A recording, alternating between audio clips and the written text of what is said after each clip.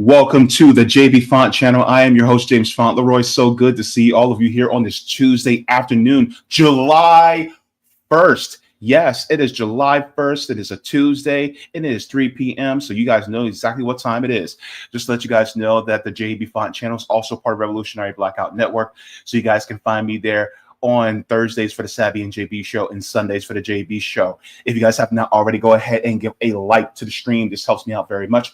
Be able to reach more people. Also help to activate and inspire and encourage and inform. So thank you so very much for that as well. Also, if you have not already, have you considered subscribing to my Substack? You guys can do that at jaybefaunt.substack.com. This gives you email notifications wherever I go live, upload clips, or write any articles. I did a piece a couple of days ago, I think it was last week, about Zohran Mamdani.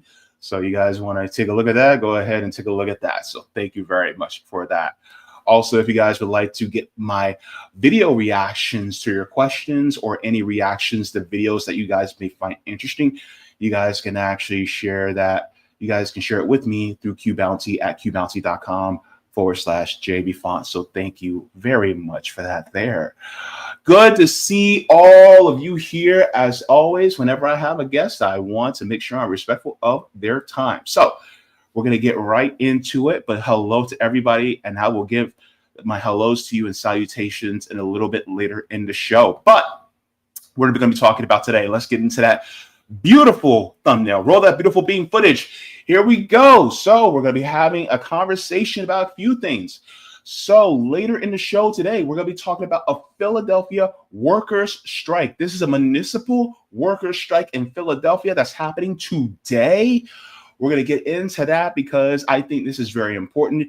Whenever the workers come together to exert their power, we need to talk about it so that other people can be inspired to wield their power as workers too. So we're going to be getting into that. And also towards the middle of the show, we're going to be talking about Ron DeSantis. We're going to be talking about the latest in Alligator Alcatraz, which is a nickname for this new immigration detention facility. We're going to be talking about that with Vaye as well. But first, we're going to be talking to Vaye, and we're going to be discussing a little bit about organizing, and we're going to just be chopping it up for a few minutes first. But I'd like to introduce Real Orlando member Vaye to the stage. Vaye, hello. Good to see you and so good to have you. Hey. Thank you for having me. Yeah, definitely, man. Last time we talked, you were with us on RBN. We were talking about organizing with your other comrades at Real. And so that was a great show because it really gave a perspective of how to start organizing. But I would like to give just personally, we were at, 50,000 feet. And now we're going to descend down to about 30 or 40 feet closer to the ground. Yeah. One of the things I wanted to get from you is, what inspired you to get to this part of your life where you're doing the organizing work on the ground here in Orlando locally? Yeah, so I got introduced to it from a homie who's also in Real. And we were inspired by the 2020 Black Lives Matter movement, Real started in 2021. I wasn't there from the jump, but I joined in 2022. And, we see the state of the world. We see how the Democrats and, the Republicans aren't doing anything. They're only making it worse, right? And the community needs to do something, right? We need to start locally. We need to start building something that means something for the working class of America to eventually fight the bourgeois, the capitalist class and the bankers that don't care about us, So we have to show up and actually do things, and that's why I joined and felt like it was right to join Real. Thank you very much for that. And one of the things that I'm finding now is that organizing is even more crucial these days than ever before. Mm-hmm. And one of the things that troubles me is that, especially during the Biden administration, was that a lot of people fell asleep. including Joe. We're still trying to wake them up. Yeah. So, but it feels like now that people are awake, in your mind, how do we prevent people from falling asleep, especially when it's very possible that the Republican Party will get a shellacking in 28, right? Mm-hmm. But you and I, we both know, right, that both parties are really one party, they're the uniparty. But a lot of the people out there don't know, or Mm-hmm. they think that there's going to be somebody who emerges like a Zohran Mamdani, right? That's going to Mm-hmm. come up and be completely different and change the system. When in reality, you and I and many of the people who are watching know better. So how do we help prevent the lulling to sleep from the establishment, from the capitalist classes, both the Republican and Democratic parties? I think, man, it's hard to say that like people are asleep, right? Because if you're poor and working class, right, you feel the strain every day, right? You feel how hard life is and how hard the economy is, right? You Mm-hmm. feel like you're not very secure and your job is at risk, right? And so even so, right, like so many people woke up to Palestine in 2023, right after the genocide that Israel is doing. Um, and I question, if you're still asleep, right? How, like, what do you really stand for, almost, right? Um, and as far as like someone like Mamdani, right? How many times do we have to go through this, right? How many D's do we have to check off before we realize that they don't care about Palestine? They don't care that we're funding endless wars, and they don't care about us. They do not care about us, right? So I think I think the working class is closer to uh, consciousness than ever before, and closer to realizing that we do need fundamental change. We do need fundamental change, and we need organization to stand up for our interests, our own interests, to fight endless wars and greed. So Yeah, and so I do see that happening, especially among the younger generation. mhm. I'm at unk level status now, so that explains the gray hair. And so the thing is like a lot of us millennials were burned by not just the Democratic and Republican parties, but the policies that have been done over the last 25 years. I was in my senior year when 9/11 happened. And so towards the end of my senior year, some of my classmates enlisted. Yeah, man, that's Yeah. And so we were told that what's happening on the foreign policy front, we have to fight for our freedoms because these scary people over there, they hate us for our freedoms. That's all the reason we were given. And then they have weapons of mass destruction. Never mind that the United States has weapons of mass destruction as well, probably the most out of anybody in the world. And to interject, that excuse of weapons of mass destruction is still being used for Iran right now. The story hasn't changed. It just has not changed. They still say that Iran has 13 billion nukes ready to launch on the rest of the world. It hasn't changed.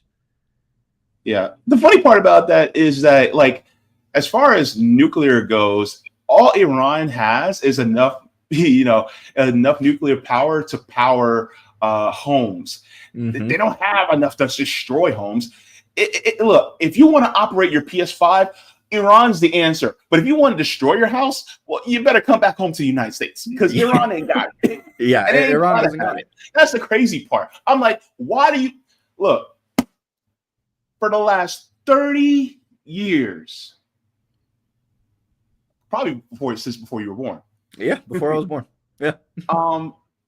Benjamin Netanyahu has been saying Iran has a nuclear weapon. They're only 2 weeks away from having a nuclear weapon, right? Mm-hmm. He's been saying that for 30 years. Yeah, and 2 weeks And yet later, they it doesn't still come. ain't got one. Mm-hmm. They still don't got one. They still ain't got one. It's as if they actually don't want one. Which is Yeah, well, there's a strategy question there, but I don't want to get into that.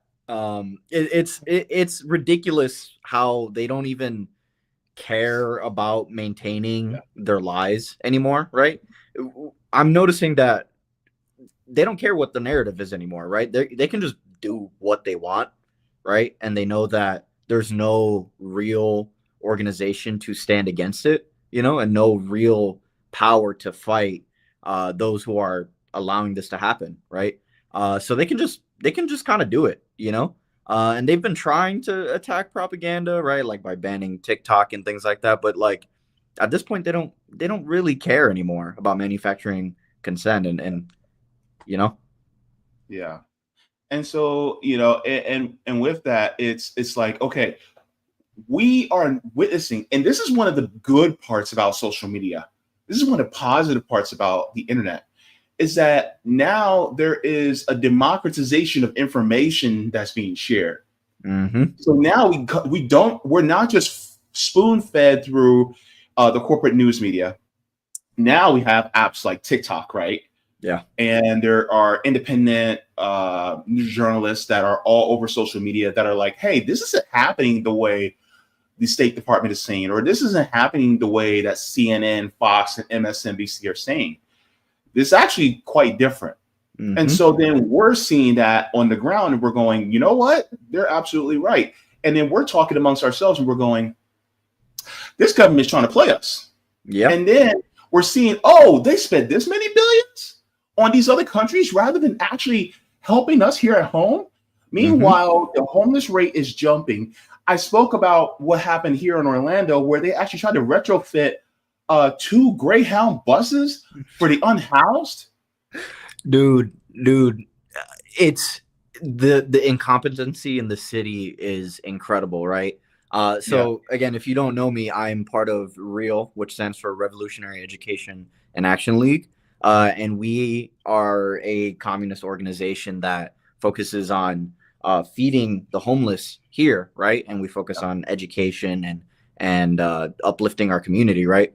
We have a program called People's Free Kitchen where we feed the homeless every Sunday. And we fight against the city who doesn't care about our homeless population, right? They do not care, right? So they cancel shelters, right? And put that energy into buses, right? Which we know won't work, At this point, it's just like, why even try? I don't even care what y'all are doing. We need to build. Yeah, well, here's the crazy part. $2 million invested just to retrofit 2 Greyhound buses. It's like, that's a waste of money, bro. $2 million. Do you know what you could do with $2 million? You can literally take an empty lot in the Orlando area, right? And then you could build up a city-owned apartment building and focus on the housing first model, just like they do in Finland. And you can literally house the homeless within Orlando. I can't imagine, man. Like if People's Free Kitchen had $2 million, right, we would transform the city. We would transform it, right? And but we're never gonna get that money, right? We're never gonna get that money. It's about political power, right? We need political power to fight the Democrats who don't care in the city, right? They just simply do not care. They brush it off, and whenever we confront them about it in City Hall or things like that, they disrespect us. They brush us off. They just don't care. They don't care. Yeah, and meanwhile, you have Buddy Dyer. He ain't no buddy of ours. Buddy Dyer's been Orlando mayor for 22 years, y'all. 22 years as mayor. And this is what he has to show for it. Because I pretty much live in the area, right? What was it? A few days ago? Was it Tuesday? No. Tuesday or Thursday. It was late in last week. FIFA held an international game at Camping World Stadium, just a few blocks away. Mm-hmm. You should have seen the traffic, right? And I'm thinking to myself, all those millions of dollars that was generated at Camping World Stadium, and all the people who are the big, wealthy owners and players and all that are there, all that money that's generated there, how much of it is getting seen or used by the people within this area, within the area of Westmoreland, Paramore, Tampa Avenue, Zero. Center? Like, where is that money going? Is it going to them? Zero No, of it is it's going. not going to them. It's going to Windermere. It's going to Isleworth. It's going to Winter Park. That's all it's going. It's not going anywhere near us. And so when we talk about organizing, we're talking about actually putting the money where it should be, in the hands of the people who you operate in. Because the thing is like, all that traffic, how is that really helping us? And then the people who are local here, those people who have a house, well, the only way they can make money is by charging, for parking, so people can park on their yards during these games and these shows. And what is it in August? I think Chris Brown's coming to play at Camping World. Yeah, we just had oh my God, what's his name? He looks like he doesn't shower. I wanted to before you get into that, I wanted Post Malone. Sorry. Post Malone? Yeah, no, you're good. Yeah, he was just here. To tie it into the question you asked me earlier about people being like asleep, right? It ties in, right? What happens locally ties in to what happens to the rest of the world, right?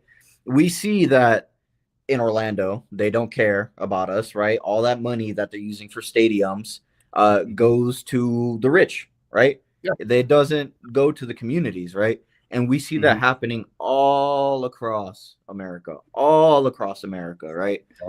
So we have to build organizations here and build actual political power to fight this sort of like blatant corruption, And it's not even just corruption. This is how it's designed to be. That's why we can't vote it in. Yeah.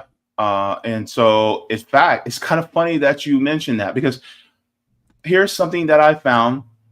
This was out of Orlando Sentinel, and people are talking here in Orlando. Here is the title of the article. It says, "Can Florida politicians replicate Mamdani's success? Young Democrats chime in."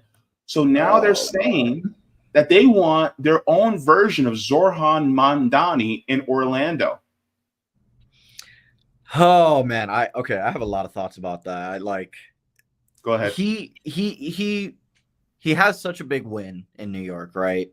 And so much optimism and so much hope, right? But I was following politics when AOC won her seat in Congress. And I'm still waiting for change, I'm still waiting. Like, what are we waiting for? Are we waiting for someone like Zohran, who, by the way, has said Israel has the right to exist, to change everything for us? No, we can't wait anymore. We see that Palestinians are still being slaughtered, right? We see that the economy is no easier. We see that the Democrats, they don't care about us as working people, And you see on the screen Anna Eskamani, it's the same thing, right? Anna Eskamani, Maxwell Frost, they're the same thing. They're the same thing, right? They always say that we can change things if we vote harder. We can fight against Trump, but it only serves to divide us more, and distract us from not being able to win. I think Zohran's win it's a little scary, because of course his proposals sound good, right? Like freezing rent and things like that, but it's either that he's going to capitulate to the Democrats and fall in line and Suddenly he's going to be taking trips to Israel, or they're going to crush him. They're going to absolutely crush him. He's not going to be allowed to win if he's serious. But there's already signs that he's not serious. Yes. And he also would have to contend with city council. Mm-hmm. Some of the things that he wants to do, like for instance, free public transit, which I fully am on board with. But unfortunately, the public transit in New York City, the MTA, is actually ran by the state. So he would have to get through Kathy Hochul in order to be able to change that. Yeah, do we think like he's going to be able to do this? Can go, if you want this policy, you're going to have to do such and such. And that's exactly what's going to happen. Mm-hmm. And then the Zionist lobby they have a huge war chest. Yeah. Because now you have Eric Adams as well as Andrew Cuomo both running as independents. And so because of that, then it's a good chance that Eric Adams could still win. Yeah. And then as far as the black neighborhoods go, Andrew Cuomo actually beat out Zohran Mamdani in the black neighborhoods. Because Zohran Mamdani is more closely aligned with DSA. And let's be real, let's call it DSA. DSA is mostly a lot of white social democrats and democratic socialists. Yeah. The term democratic socialist from the jump is already like demonstrates just a fundamental lack of understanding, right? You're trying to you're trying to water down the word socialism, right? And make it something palatable, right? You're trying to like sell it as something like better than it is, right? And these like DSA folk point to like the fire stations as socialism, right? When really don't get me started. We need to take examples like China, who are actually building infrastructure for the working class. They're building things so people could prosper and so we can move forward, or not China can move forward, and we need something here. We can't just repurpose this government that doesn't care about us to try to care about us. We need to replace it with something that really does care about us. Yeah. Or even look at what President Ibrahim Traore is doing in Burkina Faso, building 100%, building free housing for the people and for the Burkinabe people. Like we can't do that here. And the crazy part is like, even if Mr. Mamdani's even if his intentions are pure, the system is the problem. Because he could have the best of intentions, but the problem is like, okay, you can try this stuff, but number one, you're running in a party that is going to block everything. They're definitely not going to help you because they're already railing against you now. Yeah. I to be clear, I don't think his intentions are even great, right? Like there's no at this point in our time, right, in American history and American like culture, if you're still saying Israel has a right to exist, like how moral are you, like, and you could say, okay, he's maybe trying to play the game of politics, right? But we need a fighter now, we don't need someone that capitulates to the Democrats, right? We need an actual fighter, and the Republicans, they got that with Trump, right? They got a fighter, even though he is who he is. They got a fighter, and the working class needs a fighter, not from the Democrats, because a Democrat won't ever fight. But the working class needs true fighters, and in the form of organization, not just one person. Yeah. And the last thing I'll also bring up is if he were to win, the test would be whenever civil disobedience happens, how will he deal with the NYPD? We know the answer, you know? We know the answer. We know. Because you know the I'm thinking about Columbia University and all those students that, sat in. mm-hmm. So are you going to stop?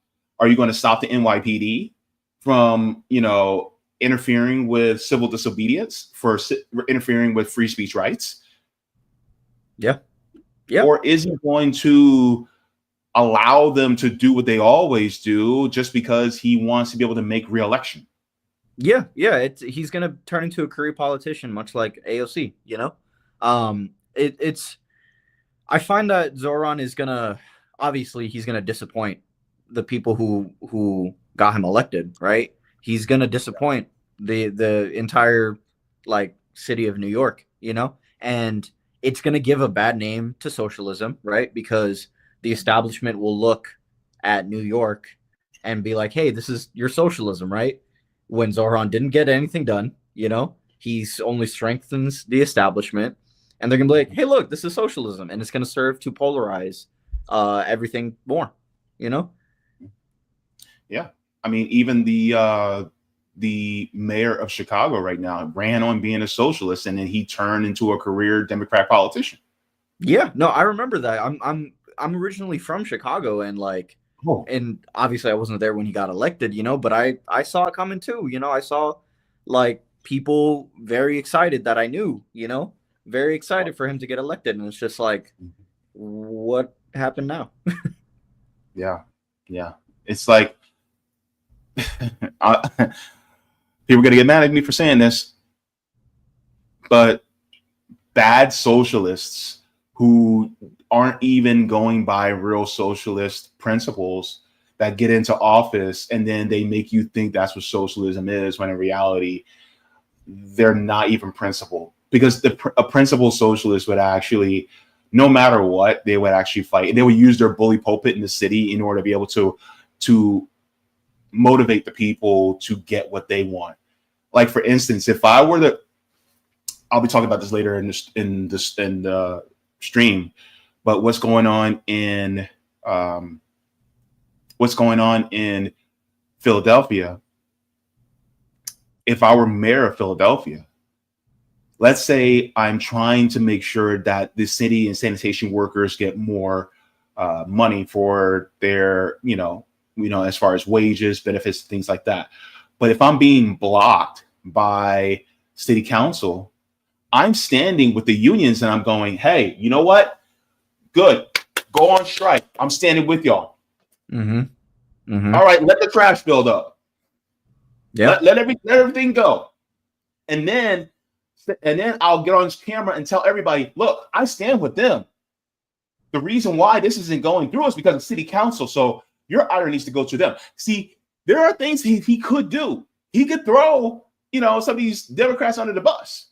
And also those people who may be running outside of the duopoly, who would be great allies as far as policy and principle. Is he going to be standing with them too? Like, for instance, Andy Ellis, I had him on the show a few weeks ago. He's running for governor of Maryland. Mm-hmm. Would Zohran Mamdani endorse Andy Ellis for mayor? When it comes to it, they're not going to stand with the right people, and with the working class. Yeah, for governor, I'm sorry. Yeah, but Andy Ellis is running for governor. Yeah. Working class policies all up and through his platform. And yet, Zohran Mamdani, you wouldn't see him endorse anybody outside of the Democratic Party. Yeah. Yeah, exactly. So, and I want to make a point, right? You said that we need, he's not standing by socialist principles, right? I saw a clip literally today on Twitter about him talking, a news anchor, right? MSNBC or someone had him on, right? And they asked if he was a communist, right? And he said no, right? Which to me, that's almost a litmus test, right? Because communism is such a scary word, right? And when when you can accept, right, that communism is building China, right, and has built the USSR that was able to compete with America in less than 50 years, right? You we need a fighter that can look at the mainstream media and can be like, no, I am a fighter for the working class. I am a communist, right? I stand against war. I stand against corporations that are screwing you over, right? And I stand against the duopoly, not siding with the duopoly and calling yourself a socialist, right? But you're just running as a Democrat. We need someone that truly fights, and we need a party or organization that truly fights for the people. So I misspoke. I have one more question. Okay. What do you say to people who say that you are just putting Mamdani through a purity test and not looking at it from a real world perspective of this is the best we have? Oh, man. This is not a purity test, right? Because how many times do we have to do this before we realize that we need to build something on our own, right? How many dead children in Gaza do we have to look at on our phone to realize that the Democrats are not our friends?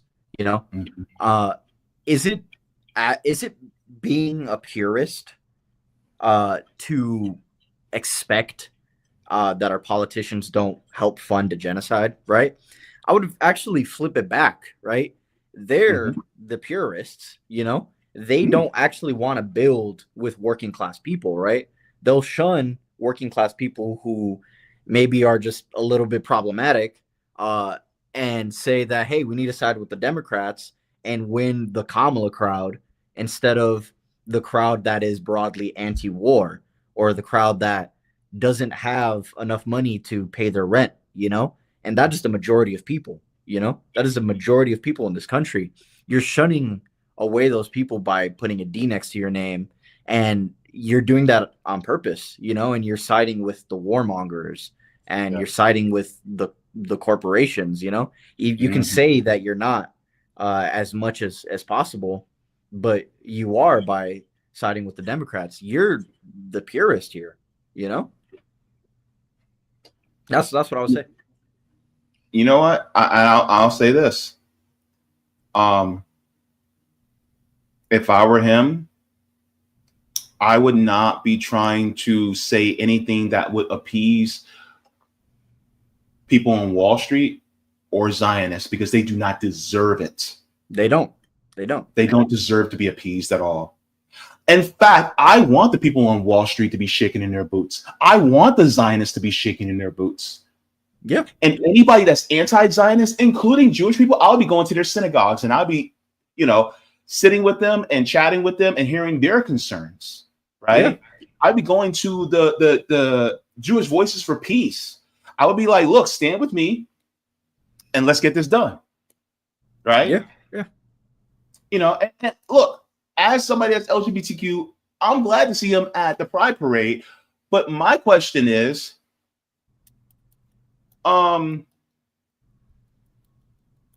is he going to be addressing anything in regards to protections for people who are LGBTQ? Or what about the legislation for anti-Blackness in New York City? He did it for anti-Semitism, right? Yeah. And he said it's an anti-hate crime. But the thing is like he highlighted, it was, against anti-Semitism. And I'm like, but you didn't mention anti-Blackness. You didn't mention queerphobia or transphobia. You didn't mention Islamophobia, because how many people who are Muslim or Arab have been, wrongly treated, murdered, or killed or maimed in this country? I think about the 3 young Palestinian men who were in Burlington, Vermont. One of them is now paralyzed from the waist down because somebody decided to shoot him. I'm thinking about the little 6-year-old in Chicago that was stabbed over 20 times by the landlord, all because he was Palestinian. I saw that clip of him saying that about talking about anti-Semitism, right? And again, that was like one of the first signs that he was already gonna flop, right? He highlights how terrible of a problem anti-Semitism is right now, you know, which is just very interesting, the timing, right? Because are you're right. Are we not going to talk about Islamophobia, right? Are we not going to talk about anti-blackness or anti-queerness, right? Are how is it that that is the biggest problem right now? Conveniently, when Israel says that anti-Semitism is the biggest problem in America right now, you know, we see where his priorities lie. We see who he's trying to signal to. You know, it's another form of dog whistle. Like he's signaling to the Zionist crowd that, like, hey, no, I'll protect you. You know, if you're a Zionist, you know, that's his signal. Yep. And my thing is, like, if you want to do it for other groups, okay, but keep that same energy for everybody else. Mm-hmm. Yeah. So, of course, we went a little bit over for that segment, but I want to move on to what's going on here in Florida. Yeah. And so, of course, let's get into that. If you guys have not already, please go ahead and give a like to the stream. We're going to get into this story in regards to Ron DeSantis that's happening as we speak here in Florida. This one is going to be, I cannot stand this man. Let me tell you. All right, so we're going to go to DeSantis Alligator concentration camp. So we're going to get into this because I think this is deeply important, because so goes Florida, can go many other states. So Ron DeSantis, as many of you all know, has made his mark as being basically a great value Donald Trump. For all That's a good way to put it.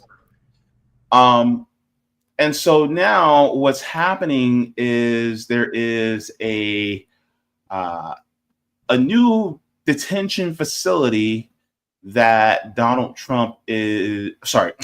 DeSantis, Freudian slip, he's building right now. And I want to share this video, basically what people are calling Alligator Alcatraz. And so let me share my screen so that we can see this. This is, it's scary. I'll just put it that way. All right, so here's him talking on Fox News. Very proud of himself, by the way. Look at him, the Superman pose. He looks so goofy. He kind of looks like a weird version of Joe Biden. He looks so goofy. Yeah. By the way, do you know he wears lifts in his shoes? I think that I saw a video of that when he was running for president. Like he was wearing lifts, which is it's just amazing. That's amazing. Hold up, wait. I'm gonna make some people mad. Did you know that lifts in your shoes for men is gender affirming care?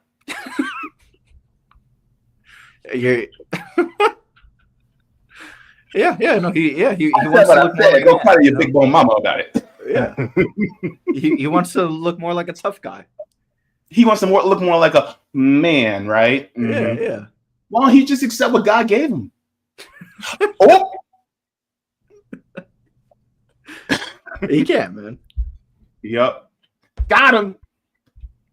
Normally on a Friday, the Everglades would be so quiet, but right now the hills are alive with the sound of construction.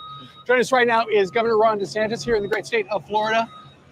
You came up with this idea in the last couple of weeks, right? For Alcatraz or Alligator Alcatraz. Explain it.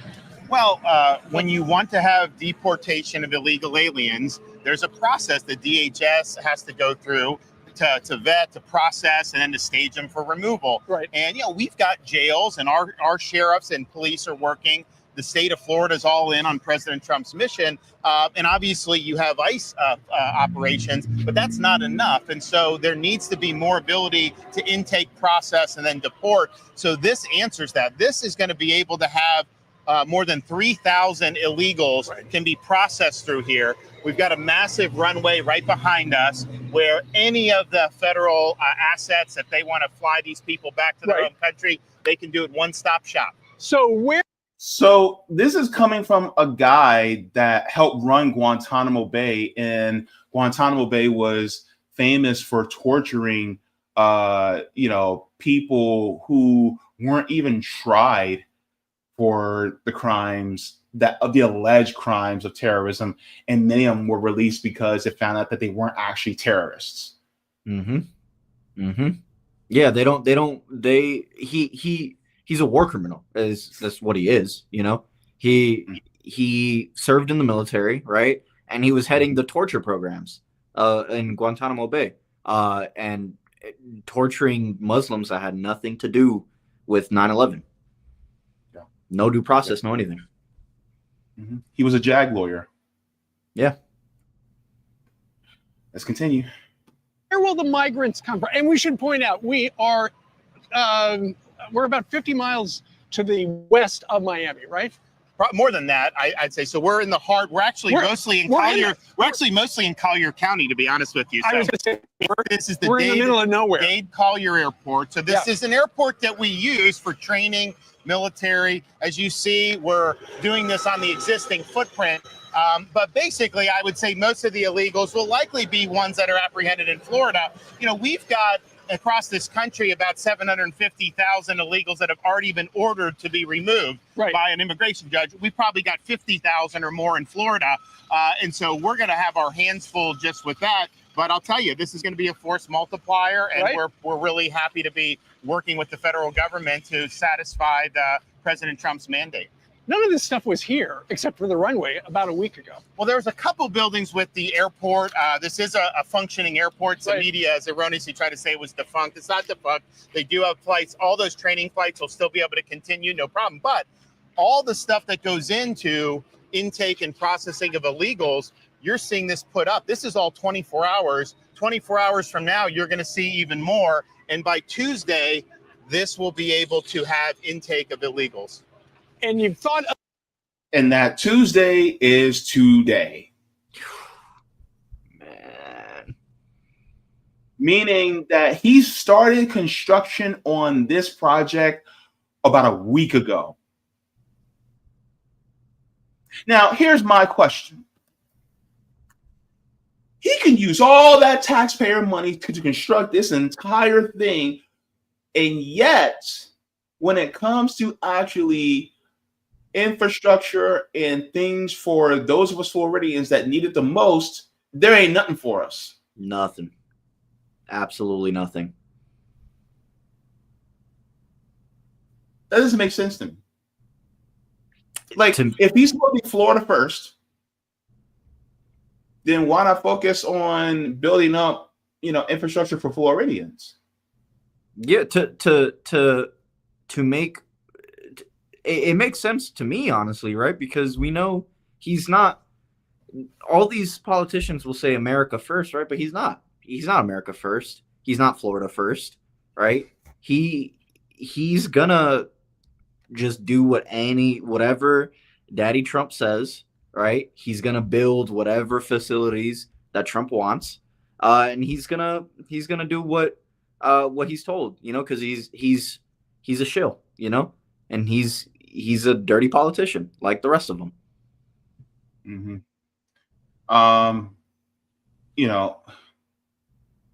So let me make sure I have this up, because I want to make sure I get this on here, because Alligator Alcatraz is going to be extremely expensive for Floridians. Yeah, we're paying for it. Yeah, we're paying for it. It's not being paid for it's not being paid for out of private pockets. So let me share this before we continue. Okay. In the video. So can you guess how much it's going to cost?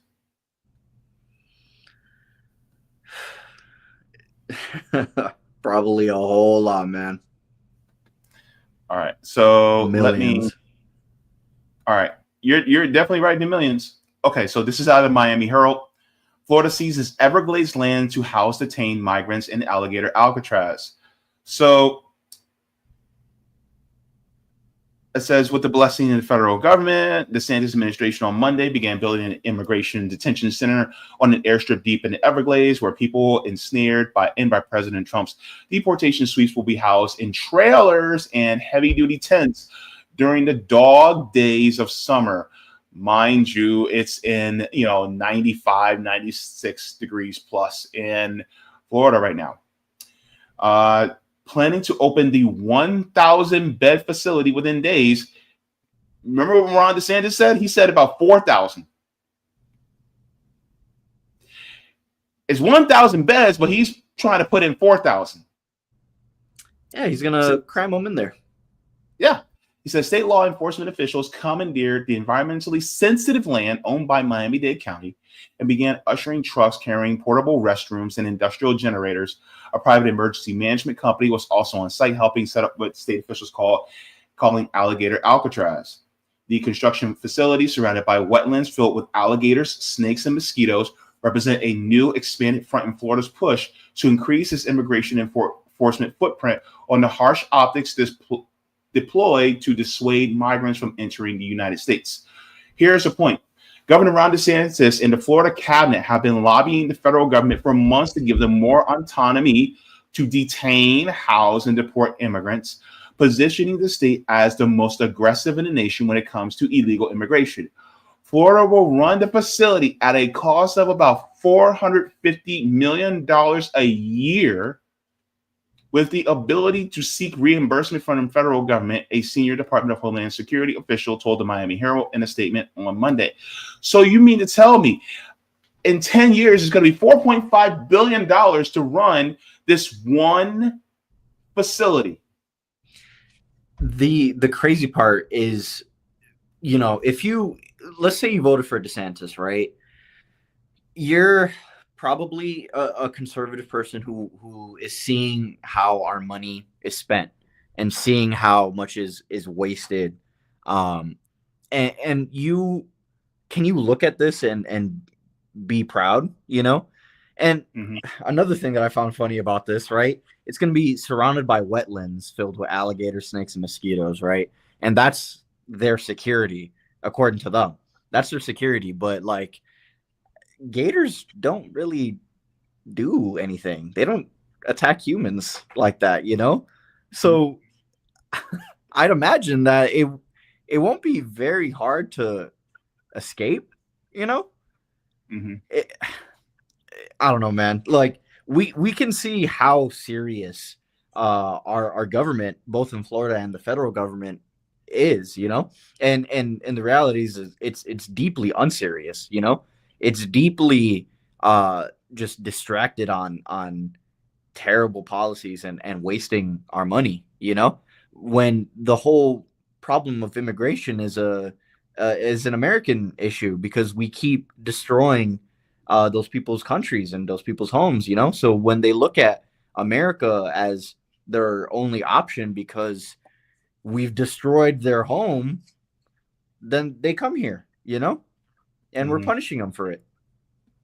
If we want to solve the immigration issue, we have to stop destroying these countries.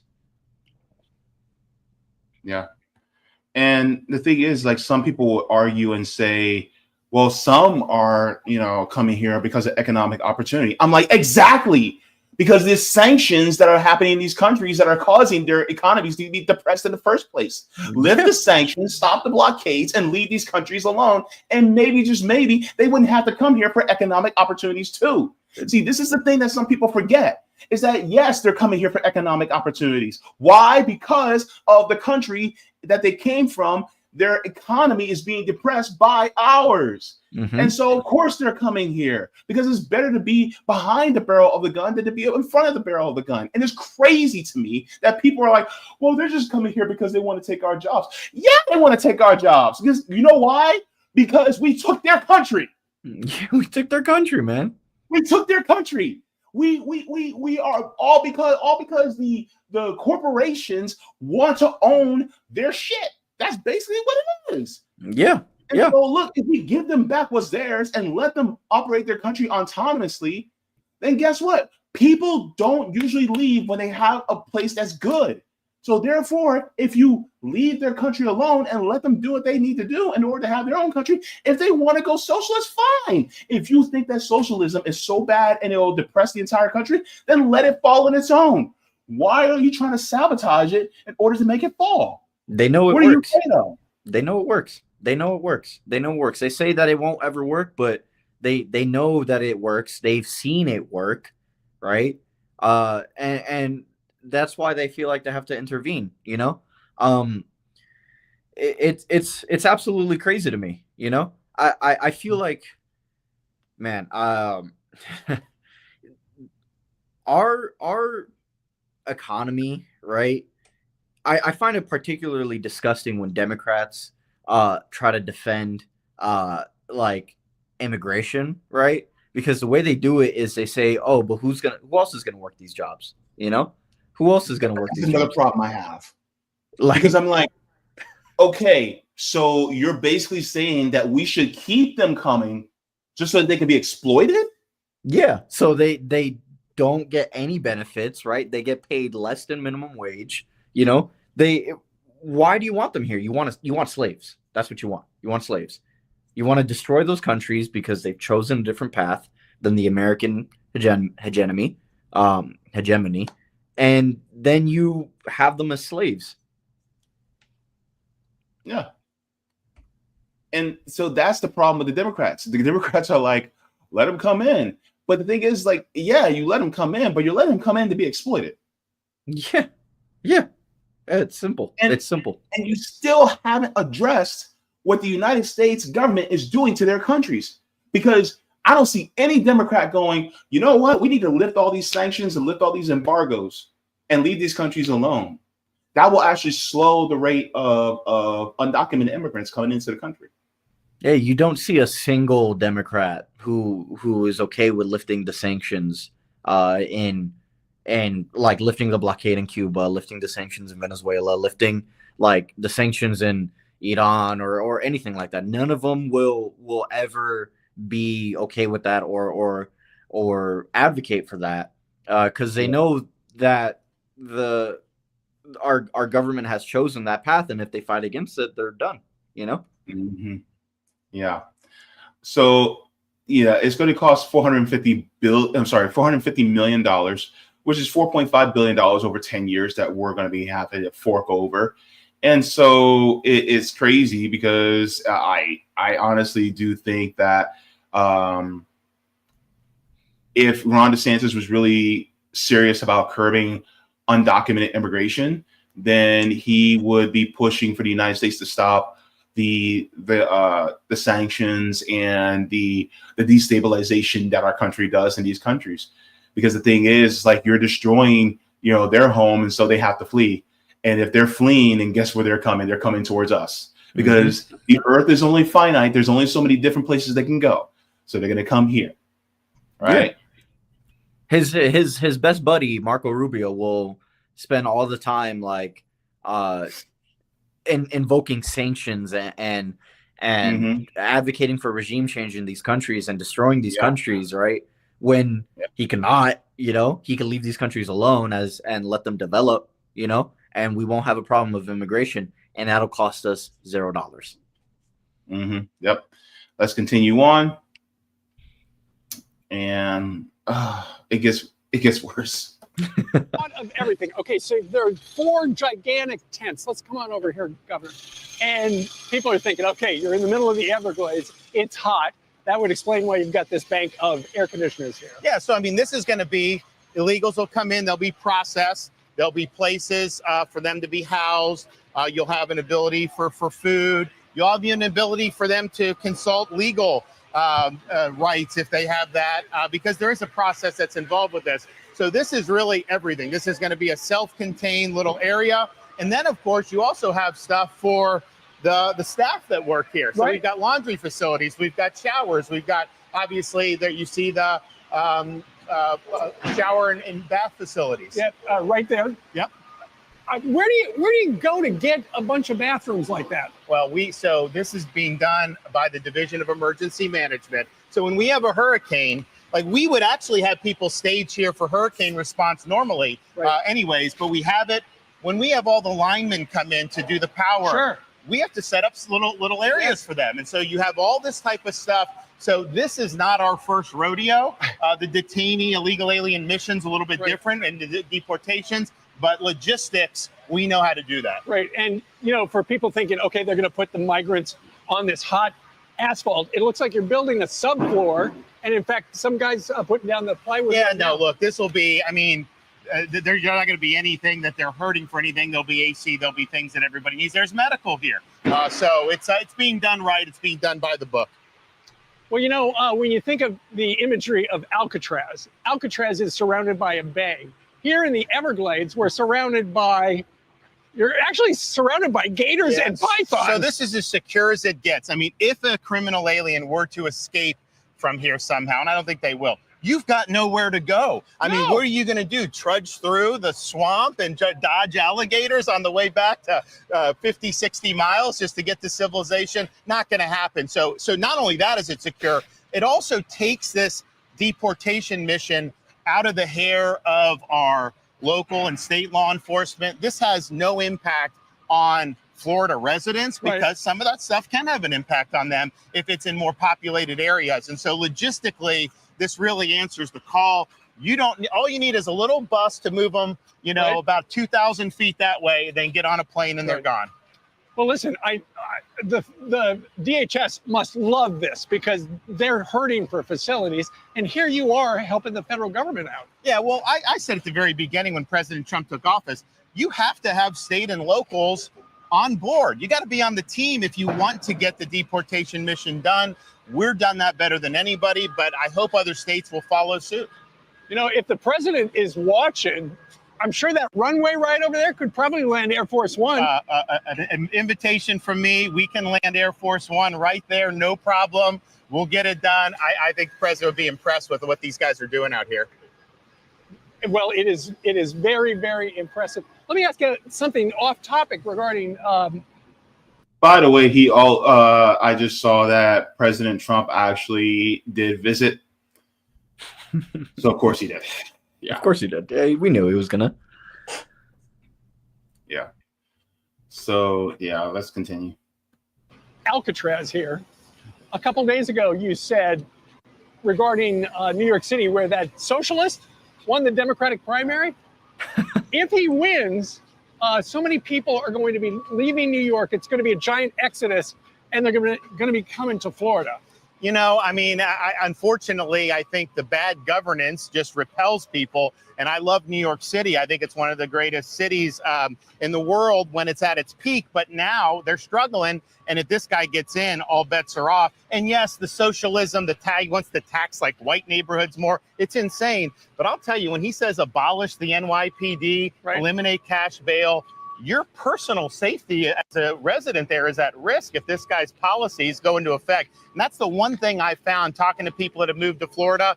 They have no tolerance for the kind of defund the police nonsense. And Right. once these leftists do that, they get out of doubt because they want to protect themselves and their families. Well, and Oh, whoa. Okay. The funniest part is he's talking about defund the police.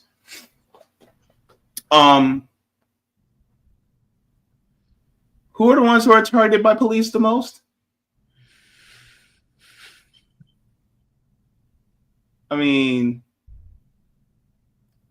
how often are we being victims of police brutality, even though we didn't do anything wrong? By the way, everybody, I want you guys to do me a favor. I want you to Google this. The highest exoneration rate by race. Go ahead and Google that. The highest exoneration rate by race. And go ahead and take a look. We can already see, man, what I mentioned earlier. He's blaming it on socialism, He's blaming he's blaming it on socialism. It's going to serve to polarize the country, right? They're already, both sides are so far gone in like understanding what like socialism and communism actually is, that the left thinks that it's something like Mamdani, right, or Zohran, and the right thinks that he's like Stalin reincarnated, you know, and it's just it's a genuine lack of understanding. Sand says also just the hypocrisy with not wanting immigration, but flying over a bunch of white South African occupiers to give them opportunity. Dude, it is clear where the priorities lie. I don't even. How many Ukrainians are here in this country? It's like I don't even know what to do, like how to feel about the white South Africans coming here, right? Because it's not like I don't want to send them back to South Africa either, you know? Like I don't want them back there either. Yeah, like you go to Europe. Yeah, I mean they need their skin to be protected anyway, because you know South Africa, the heat is a little too harsh on their skin. Oh man, they're afraid of Malema. You mean Uncle Julius? Uncle Julius, yeah, Uncle Julius. Uncle Julius, yeah. When he sang that song, when he did the. He's catchy. That sent me to the far plane. That was so good. Yeah. Anyways, let's finish this up. Guys, talking about the grocery stores will be run by the city. Imagine how well that's going to work out. Right. I mean, there are other cities that actually do that, and it's actually working. It actually helps save the people. Like, here's Ron DeSantis basically saying he doesn't give a shit about anybody who's working class. No, absolutely not. And you know what I mean? Yeah, we knew that. Dear God. And then the housing prices, you know, start to skyrocket in Florida under Ron DeSantis. Jeez. Just imagine the DMV for butter and bread. That's going to be crazy. We know his ideas will not work. They have been tried in some areas and some of the things he's done. But even places like San Francisco have course corrected a little bit. Why would you want to put somebody in office where you know it's going to lead to disaster? Well, and I've heard that I saw on social media that one of those celebrity real estate agents said as soon as he won the primary, his phone was ringing off the hook. I don't want to buy that apartment in New York. Find me something in Florida. Yeah, you know, and it's sad. I mean, we're proud of what we've done. You know, our budget in Florida, even though we have millions of more people than New York State, our budget's half the size of New York. No income tax. We're working on eliminating property tax for our residents. We're doing all this good stuff, low crime rate, and we're proud of that. But part of the reason we've been successful is because of bad decisions in New York, Illinois, California. People ask me, well, how do you guys do it? I was like, well, I have a little cheat code. All I do is watch California, Illinois, New York, then do the opposite. And when I do that, so it's not actually talking to the actual people on the ground and actually finding out exactly what they want. It's just looking at New York and California and says, let's do the opposite. By the way, I will say this. When in regards to like taking away the property taxes, I halfway agree with him on that, actually. So property taxes should be paid just once and not every single year, right? The thing is that one problem I have is that schools, public schools, are actually paid for through property taxes. Now, if you're talking about actually taking the money and then using just like across the board funding the schools and not it being tied to property tax and making sure that every school is equitably resourced so that all the schools will have equal resources, okay, fine. I'm fine with that. But at the same time, that means if you do that, it's also going to undermine his ability to want to push charter schools. Yeah, he's not going to do any of that, you know? So if he takes away property taxes, what's going to happen to the public schools? You know, we know what his plans are, you know? It's further privatization, you know? He wants to gut any sort of public infrastructure, you know? Yeah. Oh my goodness. All right. They're almost done. It works out. Well, and it's one of the reasons why I am now based in Florida. There you go. I am a Florida resident. We're glad to have you. My governor, Ron DeSantis. Congratulations. This looks great. And once again, if the All right, if I wanted to watch any more autofellatio, then I would just watch OnlyFans or something like that. I don't feel like seeing the rest of that. Anyways, and the thing is that, when it comes to this, one of the things that we were talking about before, and I know you're being very generous with your time, but yeah, no problem. We'll wrap up in a sec. But one of the things that I think is very important is that the system itself, like, this is part of what I call the cruelty it's the cruelty that is being shown so that they think it's a deterrent, right? You're talking about people who have traveled hundreds, if not thousands of miles by foot. What they've gone through, what they've seen, and they've already made the decision, once they've been at home. Like, yeah. Do you think that's really going to deter them? How many alligators, snakes, mosquitoes, pythons, all that they've traversed through just getting to our border? You think that putting them in the middle of Florida and the Everglades is actually going to be a deterrent? It's not going to deter anything, man. And like I said earlier, like, gators don't actually do much to humans, Like, the mosquitoes would probably be the bigger threat. And any disease that they carry, Yeah. But and they're like, oh, we're 60 miles away from civilization. These people traveled hundreds of miles by foot. What the heck are you talking about? Yeah. It makes no sense. In the sanctions, in the blockades, in all these things that are harming them. So then they're good in their other countries. And here's the thing.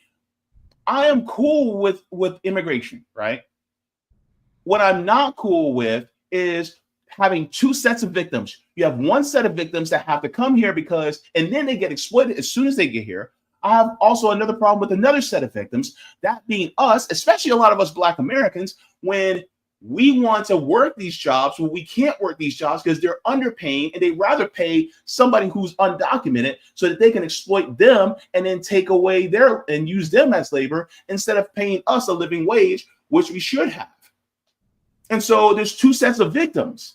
Yeah, the capitalist class can't exploit Black people like they used to with slavery or with Jim Crow anymore. So they decide that, hey, we need immigrant population, We need to make sure that some people aren't citizens to abuse them as slaves. Yeah. And then it's crazy because all this is, and there's a lot of Black Americans who feel very strongly about deportations. A lot of Black Americans are now embracing mass deportations because they feel like they've been undermined, especially when it comes to wages and benefits and things like that, which I get. It's true. My thing is that this wave is coming right at a time where we are talking a lot about worker solidarity. It's very convenient that it's happening at this time. Mm-hmm. And the ugly part is that a lot of this is not caused by the immigrants, it's caused by the corporations that are doing this. Nailed it. And yeah. I honestly think that the first people that should be made to go or that should be punished are the people that are exploiting the immigrants themselves. These capitalists, these people that are heads of these corporations should be the first ones to face any type of punishment for what they're doing to the people. Yeah. Yeah. People. Yeah, you're right to say that, like, working class people are undercut by immigrants, right? But we shouldn't target the immigrant for coming here for better economic opportunity. We have to target the slave owner. You know, we got to call them what they are. They're slave owners, right? These corporations are slave owners, right? They want the cheapest labor possible to get the most amount of profit. You know, if we target the immigrants, we're just going to run into the same issue. Eventually, the corporations are going to just not care anymore and start paying us terrible wages and start making it unlivable for us, you know? Yeah. And so that's one of the things I think is indicative of this, you know, and the thing is, like, how many undocumented immigrants that are white are being deported? Not white South Africans. Not the white South Africans, not the people from Belarus, not the people from Ukraine. What about the people who overstayed their visas from Britain, Germany, France, Italy, Norway, Sweden, Canada? You know, what about we deport Elon Musk, man? Like, well, I'm glad you mentioned something, because I was going to share something with you. I know exactly where you're going. I know exactly where you're going. Ooh, yes. Let's share this little itty bitty nugget here, because I thought this is one deportation I actually would get on board with. let's roll that beautiful bean footage. All right, Donnie, take it away. Oh my gosh.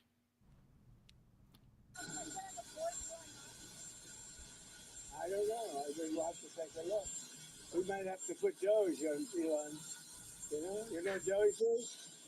Doge is the monster that might have to go back and eat Elon. Wouldn't that be terrible? He gets a lot of subsidies, Peter. But Elon's very upset that the EV mandate is going to be terminated. And you know what? When you look at it, not everybody wants an electric car. I don't want an electric car. I want to have maybe gasoline, maybe electric, maybe a hybrid, maybe someday a hydrogen. If we have a hydrogen car, it has one problem. It blows up, you know? So I'm going to give that one to Peter. I'm going to let Peter talk. So essentially, if you guys didn't hear what was said, it says, are you going to deport Elon? Trump said, well, we'll have to take a look. We might have to put Doge on Elon.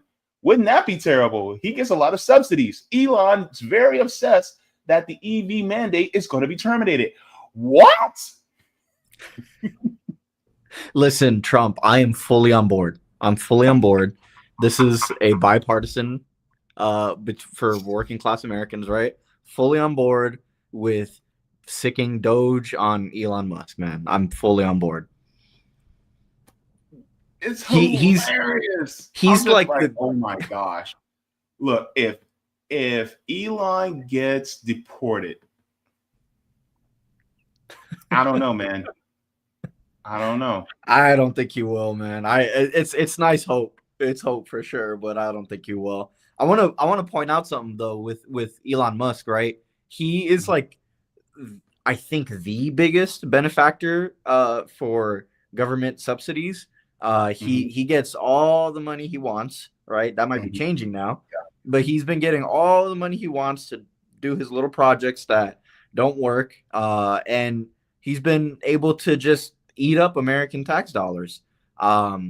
We can see how we don't live in a capitalist society anymore. Even, you know, it's a planned economy.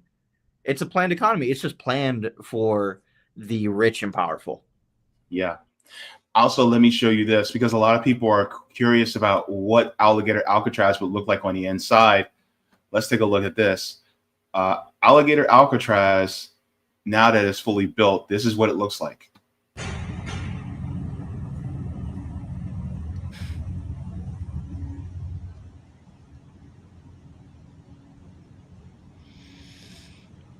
Oh man. Looks like a concentration camp to me. Yeah. You know they're not going to treat any of these immigrants with any sort of dignity. I mean, I don't know, man. Like, anybody think anything dystopian about this? It's very scary where we're going, you know? Yeah. And make no mistake, to anybody that's watching that, you know, is thinking, oh, but the Democrats would never. Oh, no, no, no, no, no, no. We're not going that route. No, man. It's this issue is popular on both sides. You know, the Democrats and Republicans love deportations. Mm-hmm. I'm gonna share this with you guys too, because this needs to be shared as well. So I'm gonna share you guys something from the Obama administration. We all remember him, don't we? Hope and change. And yeah, let me share this. Is it gonna allow me? It paywalled me. You jerks. That's okay. I have a way around it. But yeah, let's share what happened under the Obama administration. Obama was one of the biggest deporters, you know? I think for a long time he was ahead of like Trump's term in 2016.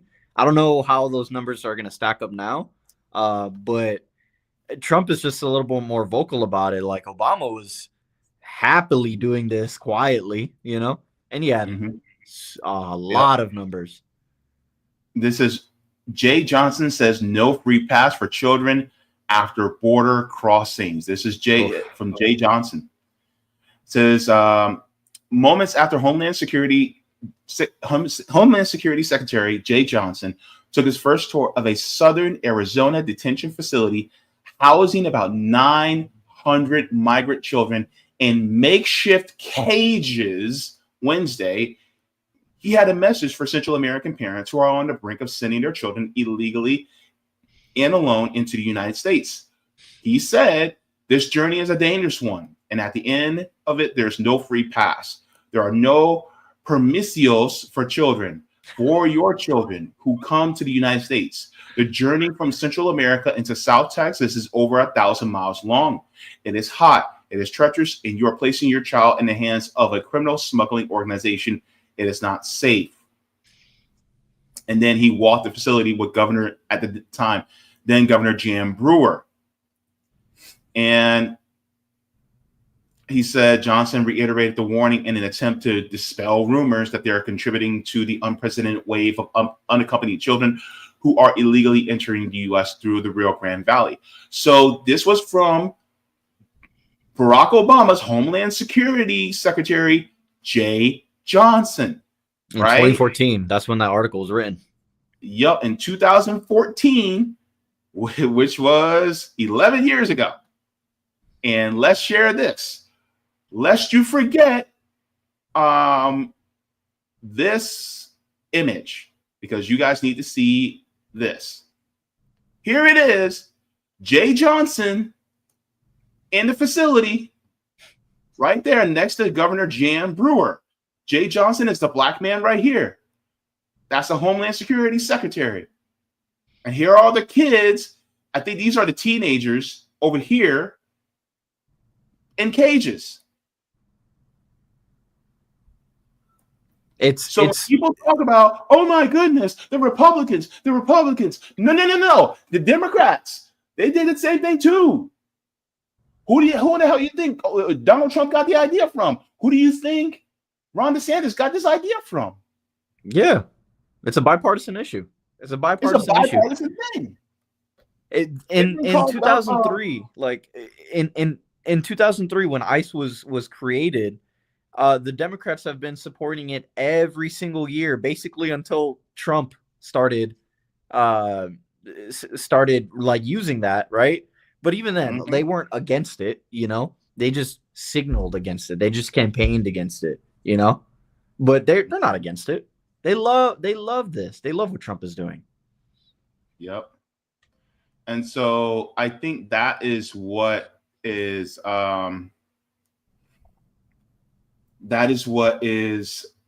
troubling, is that some people are going to make excuses for the Democrats and say, well, they would never, when in reality, it's like history disagrees with you. And so this is why we talk about leaving both parties, leaving the duopoly and focus on organizing and building dual power, just like what Real Orlando is doing. Because ultimately, we are our own saviors. You're not going to have a savior through either party. And even then, even somebody who's independent or a third party, their goals and their abilities to be able to change things are going to be minimal at best, because you're still operating within a system that prevents us from having true egalitarian society. Yeah. Or organization is how we fight this. We're not going to be doing it by voting. I'm not very old. I haven't seen a lot of like politics compared to some older people in this country, right? But I've already seen just how terrible the Democrats have been. I've seen how much they love ICE, and they love war, and they hate the working class, all of that stuff. So organization is the way you do it. Yep, absolutely. So with that, I thank everybody for joining in for this one. Please make sure go ahead and give a like to the stream.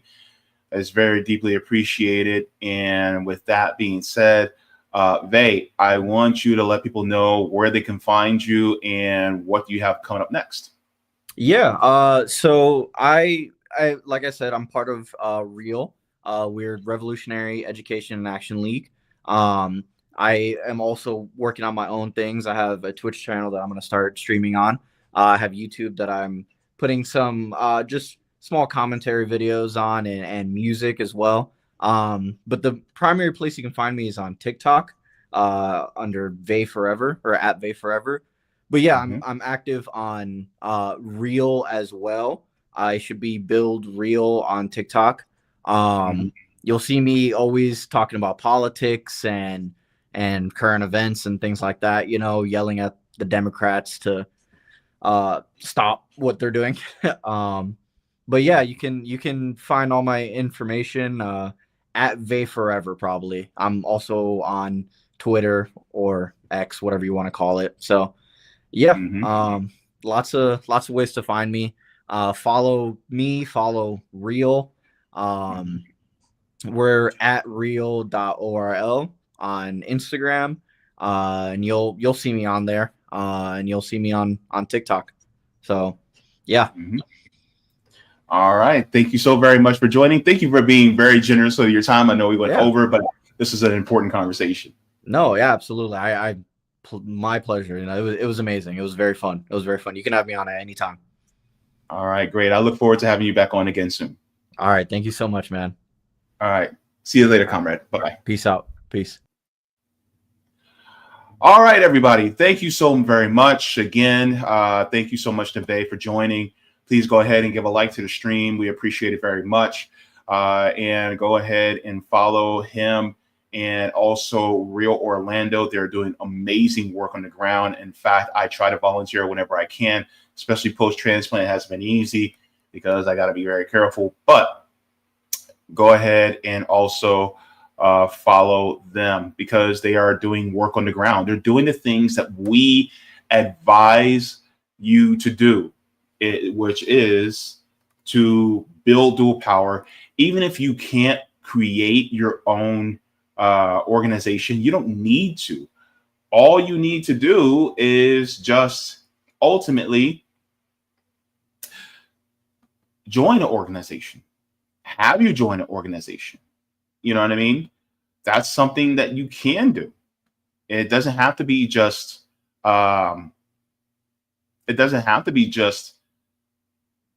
creating one. Just join one. And I'm going to give you guys the link for Real Orlando, so you guys can take a look at their Instagram. They're doing wonderful work. If you got, and also, by the way, later in this month, they're going to be doing a Solidarity Hub. This is going to be focused on back to school. If you're in Central Florida, come through, help out. Many hands make the load light. I promise you, you will not only feel fulfilled, but you'll also be doing the best work you can for your community. You'll actually be doing more for your community than these politicians do for us. You'll be doing more than what Maxwell Frost could ever do for this area. And yes, this is his district. Just letting y'all know. So with that being said, let me share my screen so you guys can see real Orlando. There you go. And they are very based, very, very based, right?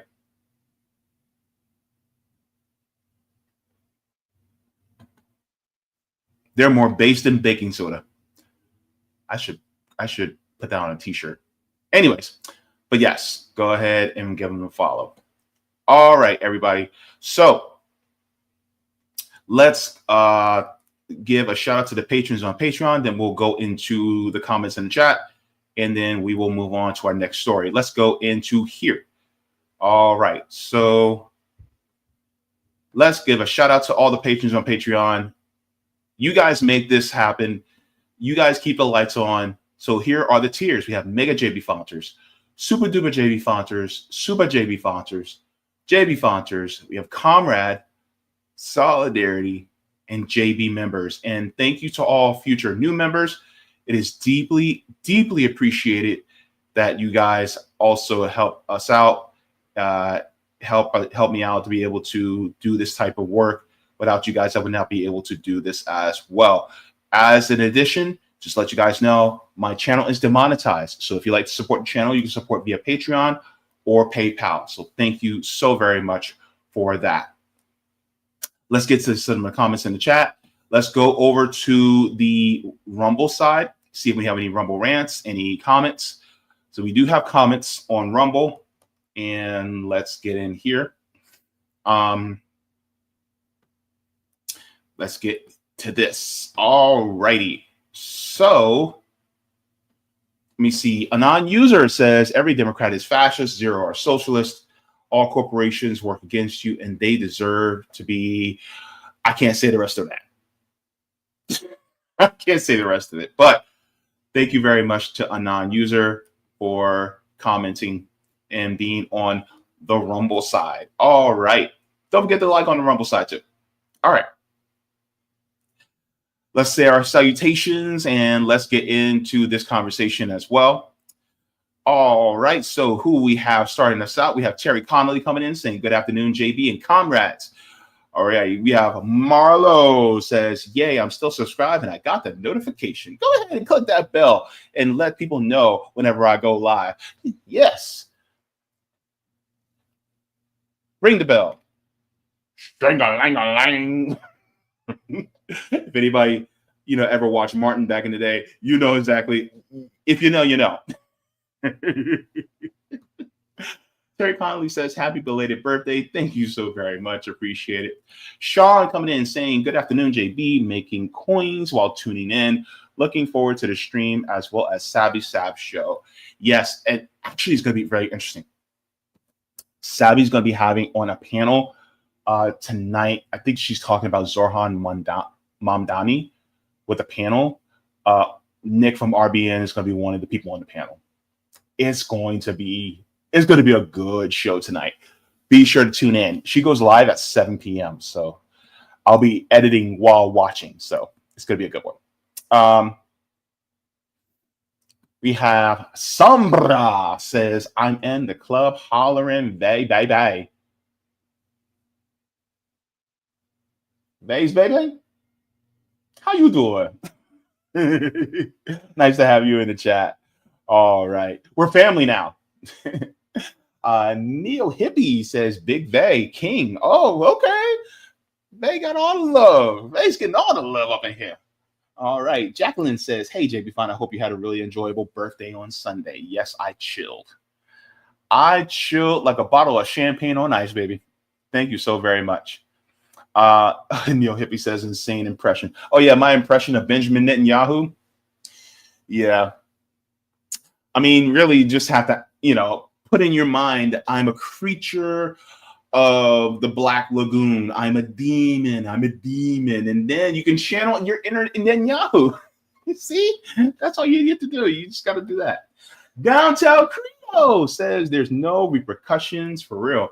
Yeah, there needs to be repercussions for a lot of these corporate lapdogs as well as the corporate dictators, and it will come, because the thing is, like, the people are not going to be taking much anymore. There's going to be social unrest, and I just hope that social unrest, they focus their attention on organizing and actually building dual power, because that's the best way that we can actually use that anger. Anger can be a great tool and a great fuel to build up to make something, because anger is an emotion that happens when something is incongruent, out of balance, you know, that needs correction, right? That's the emotion you have when something is out of sync. So therefore, use that energy to put things in sync, back into balance, to reorient our system with our humanity. So that's one of the things that we have to do. This is why organizing is so important. This is why building dual power is so important. And if you're in a different city or a different county, it doesn't have to be in Florida. It could be, you could be in Nebraska, you can be in Arizona, you can be in Delaware, you can be in Maine, you can be in Illinois, you can be in Nevada. It doesn't matter where you are. Find like-minded people, especially or working class people, to build up that dual power, to do mutual aid. And guess what? You will start the process of really changing this country. It always starts at the base, and the base being your foundation to build up. And so just do it, right? All it takes is 2. Start off with 2. You and a friend, right? I don't care if, like, and I said this before, I'll say it again. Your first mutual aid project that you can do with a friend, you got $10, your friend got $10, put that $10 together, buy a pack of diapers. Find somebody who is in need, that has a kid that needs diapers, and then give them the diapers. And while you're doing it, talk about how the system does not care about them, and then teach them how the system really operates and what we can do, and remind them of the power that they have. Now, if you want to do it through the lens of Marx and Lenin, you can do it that way. If you want to do it through the lens of Mao, you can do it that way. If you want to do it through the lens of Sankara or Nkrumah, that way, you can do it there. You could do it through the lens of Malcolm X. You could do it through the lens of A. Philip Randolph. You can do it through many different lenses, because there's a lot of different revolutionaries that have came through. You can do it through, Fannie Lou Hamer, right? You could do it through Assata Shakur. But just make sure to teach while you do it. And then, you're not forcing it upon them, but you're saying, this is why we're doing it, right? It doesn't have to be a long, drawn out speech. It could be like 5 minutes, right? But the thing is that you're not only giving, but you're showing, okay, this is a very microcosm of what we can do if we came together and built up the government that we want. And that's basically all it is. 2 people, 2 friends, $10, buy a pack of diapers, boom. And then find somebody who's in need. Doesn't matter who they are. They could be somebody that's, has very conservative views and goes to church every Sunday. Okay, fine. Right? It doesn't matter. They could be a liberal, They could be somebody that looks like a trad wife. They could be somebody that has blue hair and a septum piercing. I don't care. It doesn't matter. Just find people and then show them what can actually be done, because they're workers too. They're the proletariat too. And let your compassion shine through. That's it. And if they have issues and problems, listen, actively listen, and show them that you really do care. You'd be surprised the power that you have. Shout out to real Orlando man. Jay says there's enough hard power now to not give a F about managing the narrative. Yeah, they don't want to manage the narrative, but they're losing the narrative war. Moon Thief says, wait, hang on. What? Okay, says F Soto. That's southern downtown Orlando, south downtown Orlando. For anybody who doesn't know, NIMBYs too. Yeah, especially those that live in the Delaney area that gave the thumbs down for actually having a homeless shelter on Cayley Avenue. It's like on Cayley, it's like, why are you guys so concerned when you guys are on the east side of Orange Avenue, whereas the people who are on the west side, who are closer to that homeless shelter, they're the ones that will be impacted the most. And if they want a homeless shelter in their area, they will get a homeless shelter in their area. Why are you guys being the ones that give a thumbs down for an area that you'll be less impacted by? Oh, because you guys don't want the homeless in your area. Well, maybe if you guys, maybe if we actually had a government that actually cared about the homeless population in Orlando and actually housed the homeless like they should, then you wouldn't have to worry about it. And then the homeless wouldn't have to worry about being unhoused. And the homeless wouldn't have to have the stressors of being homeless. And then they end up, going through mental health issues or having to get themselves, take substances in order to cope with being homeless. Then maybe, just maybe, we would actually have a more better system. Maybe if y'all focus on housing first instead of not in my backyard. And y'all are the same ones that will be voting Democrat. You guys are the same ones that voted in people like Buddy Dyer. And yet you guys still don't want anybody who's disadvantaged or marginalized within your area. Do you actually care about us?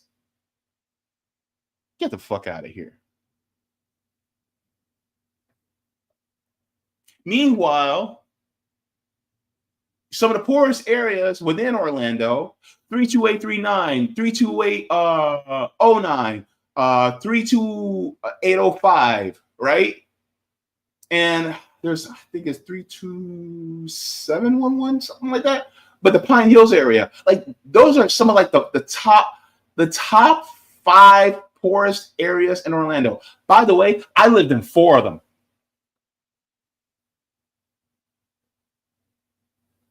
I lived in 4 of the top 5 poorest areas in Orlando. By the way, I'm still living in them. Don't let this YouTube channel fool you, right? And so that's the thing a lot of people don't realize. Nia says the city of Orlando is sickening. Unfortunately, it is. And the funny thing is, people are like, oh my God, but it's ran by Democrats. Yeah. You think they're any different than Republicans? Neil Hippie says this is why you got Mamdani coming in as controlled opposition, to be honest. A lot of us who are on the left, socialists and communists, we definitely feel that way. Sandra says Camping World Stadium itself is just a classic example of violent gentrification, literally constructing the stadium right in the middle of Paramore Avenue. Not just Camping World Stadium, but also that soccer stadium that we have, right near Central. That soccer stadium where they try to use eminent domain to move all the people, the black people in the area, the black American people in the area of Paramore. They try to move all those people out of the way. It's crazy. Even trying to take the property of one of the oldest churches in Orlando. Like, what? Are you kidding me right now? This is crazy. And this is what they do. All for a soccer stadium.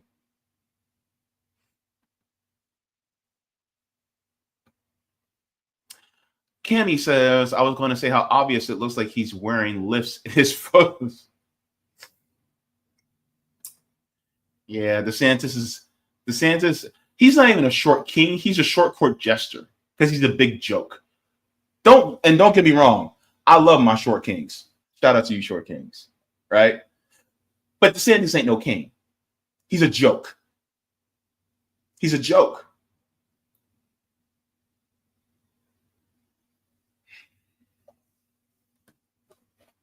Sand says also just a hypocrisy with not wanting immigration, but flying over a bunch of white South African occupiers to give them opportunity. Yes. Yep, we brought that up, and it's crazy.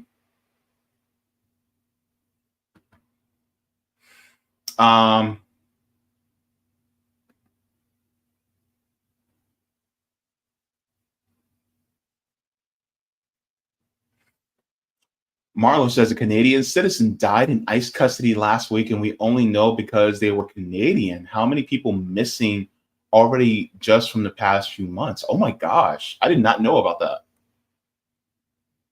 A Canadian died?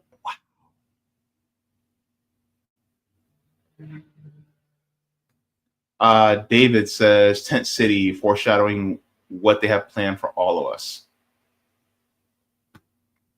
Anisha says, I think Venezuela was claiming 18 children who were separated from their parents. That's right. Imagine the poor kids without their families in a strange country. And we never know. Maybe the parents died on the way. You know, that happens too.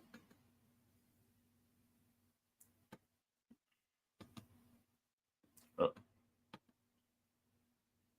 Oh. Wait.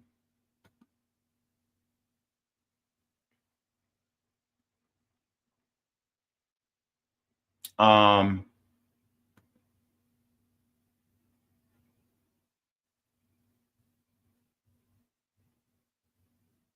right, so let's move on to the next one.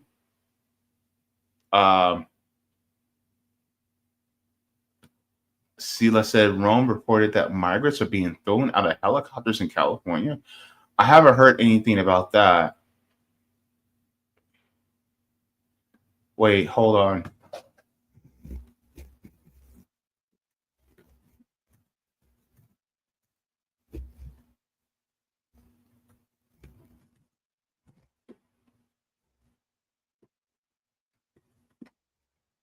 What?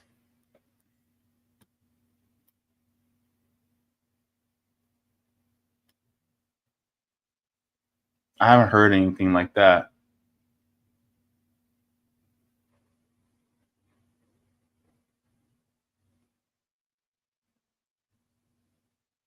Yeah, I can't confirm that. I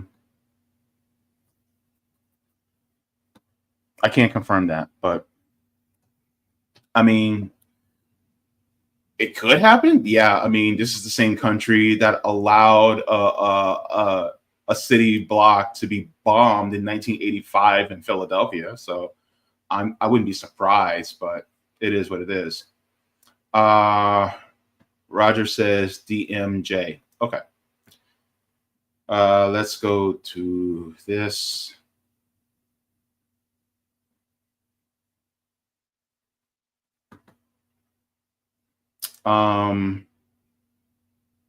Oop.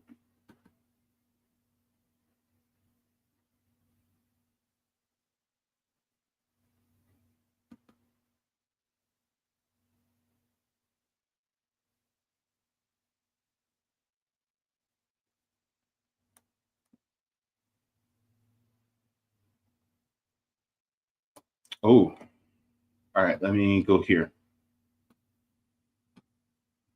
Let's see. So Roger says, read this tweet. He says, so it seems those who said they were done with the Democratic Party need to be reminded about the one. Obama. Is he the one? Gets into office. Give him a chance. Hold out for hope.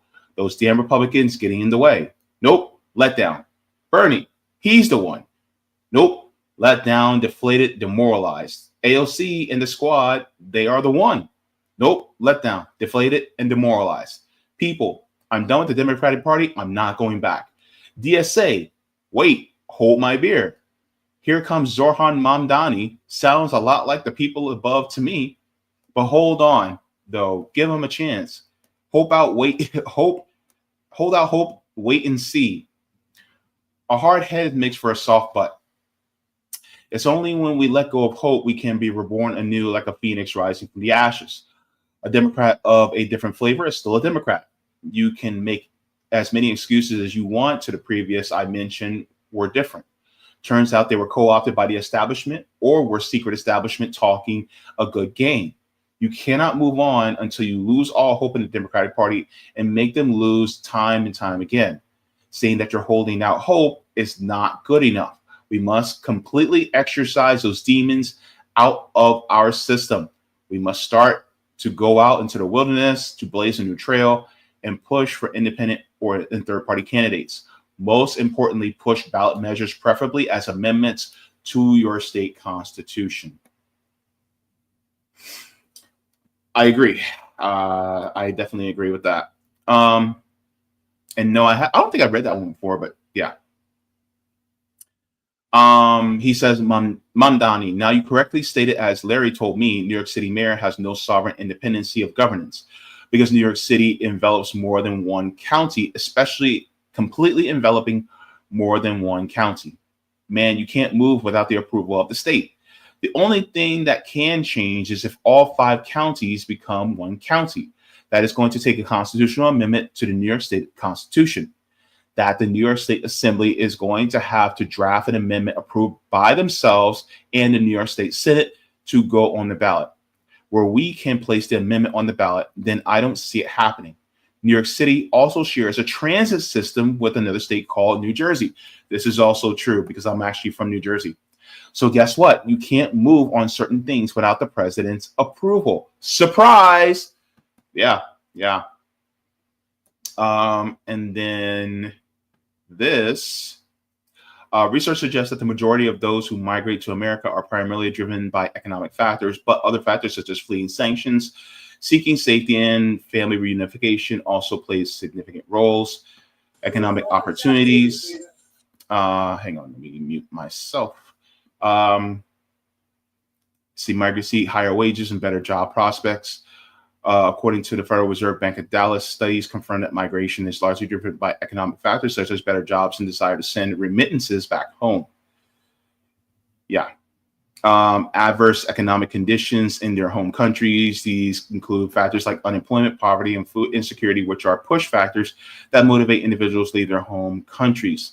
Sanctions can exacerbate economic hardship in targeted countries, leading to increased migration.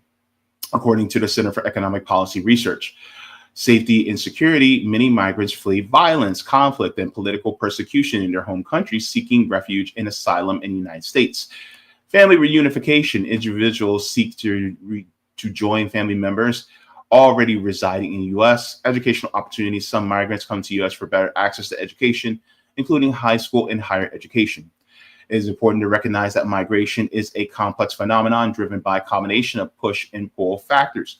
While economic factors are often a significant driver, other reasons like escaping sanctions, seeking safety, and reuniting with family members also play a crucial role in people's decisions to migrate.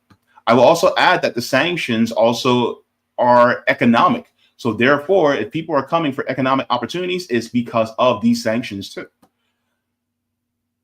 So yeah,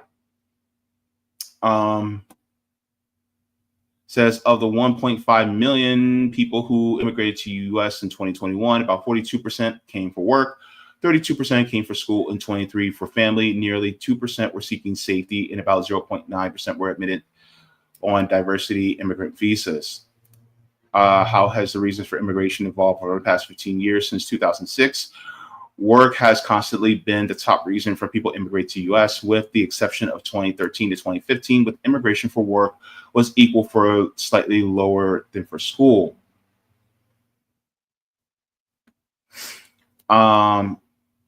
See, how do the reasons for immigration change depending on where people are immigrating from? Of the 638,551 immigrants who came to the U.S. for work in 2021, 61% came from North America. Immigrants from Asia represent the largest geographic cohort among the 4 primary reasons for immigration. School was 58%, family 45%, safety 34%, and encouraging diversity and 33%. How many immigrants came for each reason in 2021? It says of the 1.5 million who immigrated to the U.S. in 2021, about 42% came for work, 32% for school, 23% for family, nearly 2% were seeking safety, about 0.9% were admitted to diversity immigrant visas. How have these reasons for immigration evolved? I think we just read that. Okay. And he says it seems to be the majority who migrate here are not coming here because of sanctions and the hell that we created in that country, but instead they're coming here for the same reason they've always come, for opportunity, and are more economic migrants than asylum seekers. But like I said before, sanctions also affect the economic vitality of a country. So therefore, yes, it also is intertwined as well. He says, for context, white supremacists have had a long-standing fixation with alligators eating black and brown people. This isn't new, and it's not about illegal immigration. So yes, the whole thing about what they call alligator babies, yes, they have actually fed some of our ancestors, those of us who are freedmen, our ancestors were also fed to alligators as infants in the past. And a lot of people don't realize that, but that's exactly what white supremacy has done. They have done that, especially in our community and our ancestors. And don't forget to see if you can push the Savvy, the top 75 R&B artists, singers of all time, next to the Savvy and JB show. This deserves a debate. We're going to have to debate that. But do not, Roger, I swear to God, do not push this. Me and Savvy have a truce going on right now where if she, the whole sugar and grits debate, we're at a truce right now. So cool your jets. Because I don't want to get another phone call from Savvy and she gets all Baltimore on me. I can't take it. I'm a bleeder. All right, so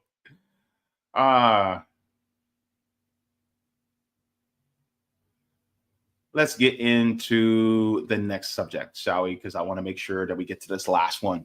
So we're going to get into the last segment. And I'm actually doing all right on time. Anyways, let's get into this one.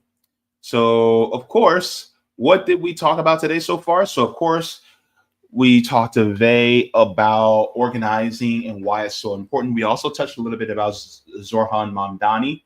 And then we actually talked about DeSantis Alligator Alcatraz, which was also something that's pressing that's going on in the state of Florida because we are both Florida residents, and this is something that's local to us. So we want to talk about it in regards to immigration. But now we're going to be talking about this next subject, which is about workers in Philadelphia. Philadelphia workers strike. We're going to get into this because this is a story for the ages. We got to get into it. We got to get into it. We got to get into it. We got to get into it. Philadelphia, where my family's from. In West Philadelphia, born and raised on the playgrounds where I spent most of my days. Philadelphia right now is going through it. And so we're going to get this story. Let me see something.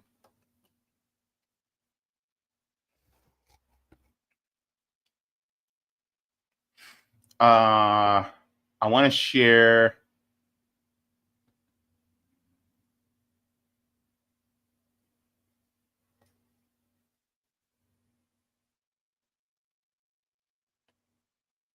Let's go here.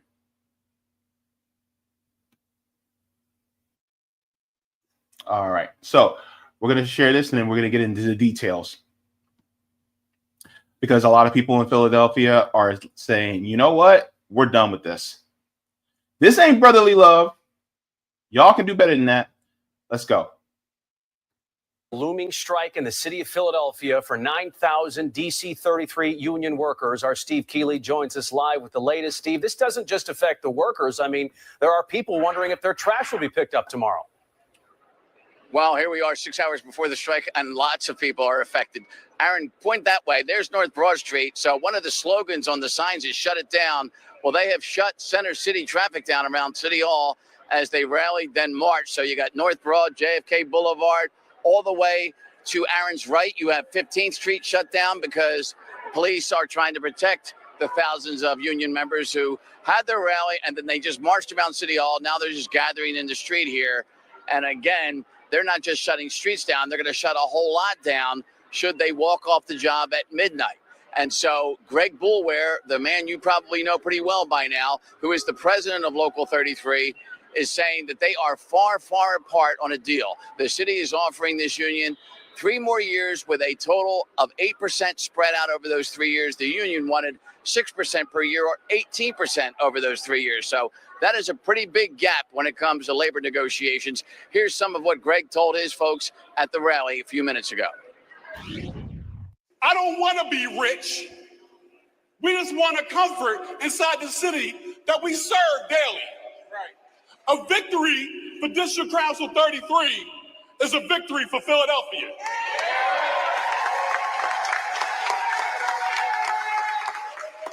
It's a victory for all working people.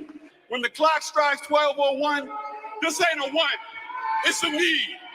District Council 33, if we don't have a contract, then we will effectually shut this city down. Ooh! Ooh! Ooh!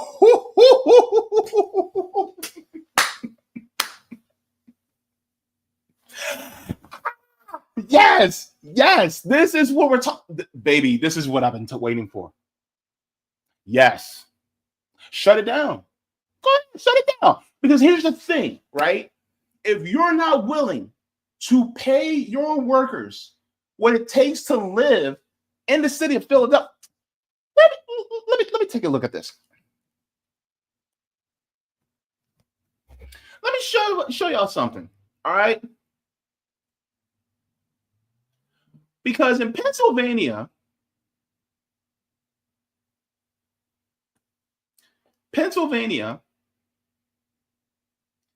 where Philadelphia is located, you need to make $26.26 an hour in order to be able to afford a 2-bedroom apartment. Right? This is from the National Low Income Housing Coalition Out of Reach program. So their minimum wage in Pennsylvania is $7.25 an hour. $7.25 an hour in Pennsylvania, right? You need to make at least $26.26 an hour. So you need to make more than 3 times of that in order to be able to afford a 2-bedroom apartment. And that's ridiculous. That's crazy. And here's the median hourly wages, right?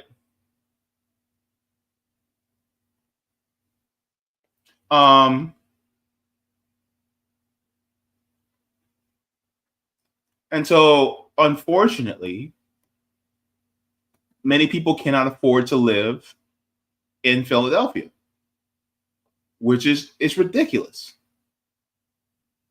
right? So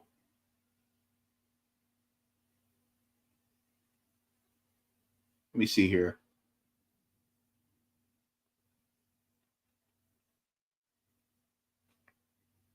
You need to work 119 hours to afford a modest 1-bedroom. 119 hours. And that's ridiculous.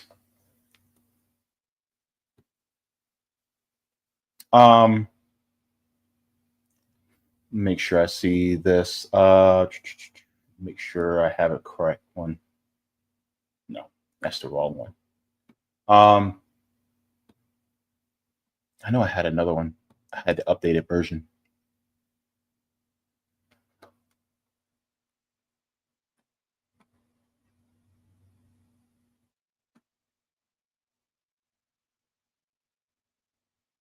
Here we go.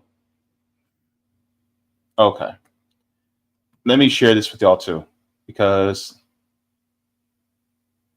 let me see. Yeah. Let's go to Pennsylvania. because I want to share with you guys not just the overall for Pennsylvania, but I also want you guys to see ultimately. Wait, what? Refresh. Okay. So here's the breakdown that I want you guys to. Hang on. What in the world? Okay. Let me share this with you guys because I want to make sure I get this breakdown really, really good for y'all. All right. So this is Pennsylvania. And thanks to Roger for this. Most expensive areas: Philadelphia, Camden, Wilmington. I'm sorry. You need to make $33.40 an hour in order to afford a 2-bedroom apartment in Philly. I am from across the bridge, the Ben Franklin Bridge in Camden County, New Jersey.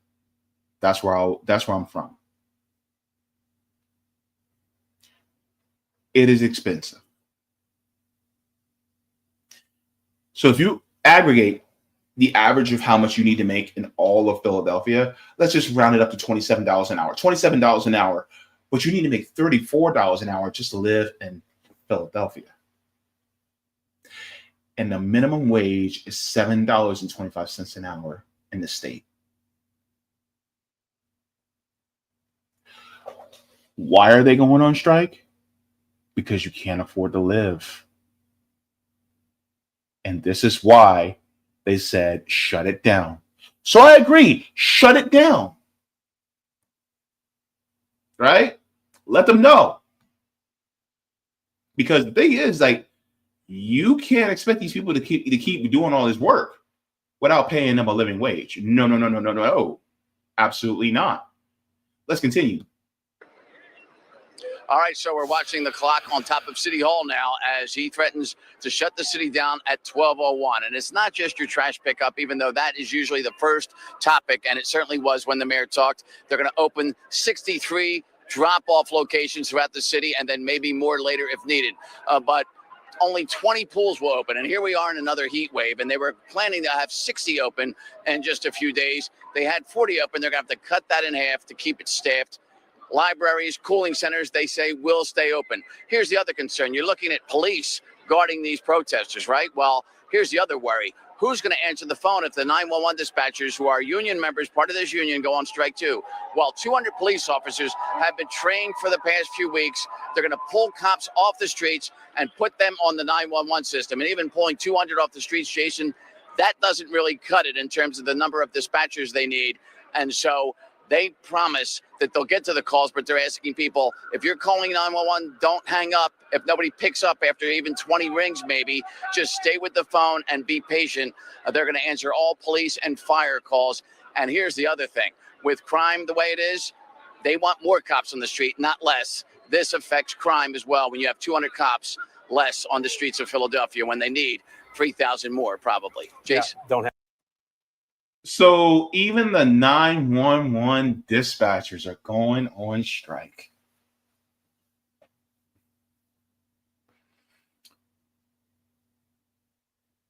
If you don't pay them a living wage,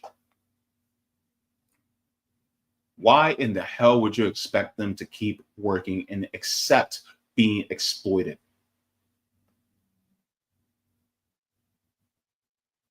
Hey, Orlando! We all at? I mean, I look, I know if the city of Orlando if the workers shut the city of Orlando down, I know it'll be an inconvenience to many of us. I know. And it would affect all of us. But I understand. And I'm going to stand with you. But that's the thing. Why should people have to go through this? Let's continue. Have cops to spare, and they're going to have to use it. This does not look good, but there's still time. Hopefully they lock themselves in a room and get a deal done before midnight for the betterment of everyone. All right, Steve Keeley, you'll stay on top of this. We'll see you tonight at 10 here, and at that point, we'll be just hours away from that deadline. So that was yesterday.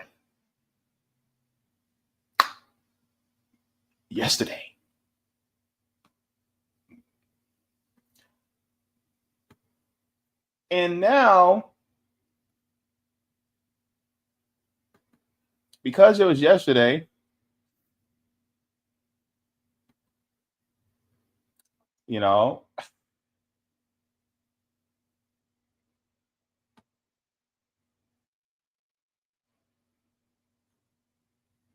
let me see here.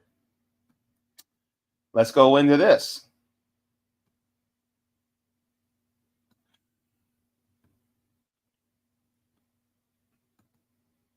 All righty, let's get into it. And back to the breaking news we're following this morning. Thousands of Philadelphia city employees right now on strike after not reaching a deal with the city for a new contract. The strike happened. The strike happened. It's going on right now. They threatened it yesterday. They said, if we don't get a deal that we want, we're going on strike. They didn't reach a deal. They're on strike right now. Ooh, let's talk about it. Let's get into it. Now, a lot of those employees, they're considered to be essential, but according to the city, they do have contingency plans in place to keep the city running. That's right. We have team coverage. We begin with Ross Timotei. He fills us in on what transpired between the union and the city. Good morning, Ross. Good morning, Siafa and Janelle. If honking horns are a sign of support for these striking city workers, then I'd argue they have a lot of it, at least here in front of police headquarters, where we've seen a few dozen of these striking city workers on the picket line since this strike went into effect at midnight. You can see they are still going strong despite dealing with rain overnight. And yeah, they've got a lot of support from these drivers as they pass by. These workers who are on strike include police dispatchers, along with trash collectors, street repair crews, water treatment plant operators, and airport maintenance staff, just to name a few. Negotiations went right up until the midnight deadline, but according to union leaders, these two sides are still a ways apart, especially when it comes to pay. So this is what it looked like around midnight last night as negotiations between the city and union representatives came to an abrupt end, and District Council 33 officially went on strike. Union reps walking out of talks after the city failed to meet their asks on a new contract. Money has been and continues to be the biggest sticking point here. Yesterday afternoon, the city offered a 3-year deal with raises at 2%, 3%, and 3%, with the addition of an extra step in the DC 33 pay scale. The union then countered with a final offer of 5% raises, which it's been fighting for at a minimum the entire time. We spoke with the union president late last night as he was walking out of discussions with the city, and he had a message for the people of Philadelphia. Philadelphia is a blue-collar city. We work hard, and unfortunately, a lot of us inside the city, not just our city workers, are experiencing difficulty with trying to keep pace with inflation and the cost of living and trying to maintain inside the city of Philadelphia. And so that's what our members are doing. So we certainly hope they understand our plight and they empathize with our situation. We certainly want to get back to providing the services to the men and women of Philadelphia as soon as possible. And Mayor Sherrell Parker responded on X around 2 in the morning on behalf of the city, writing in part, quote, "I regret to inform you that as of 12:01 a.m., District Council 33 officially went on strike.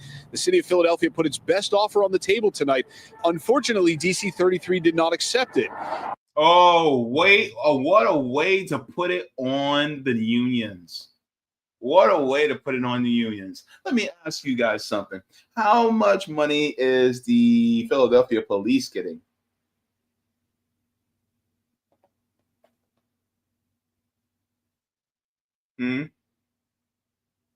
How much are they getting? Or what about raising taxes on the most wealthy people in Philadelphia? Are we going to do that to be able to backstop? Oh, but no, you're not going to do that to offset that amount. so that to make sure that the city keeps running, to make sure that the trains keep running on time.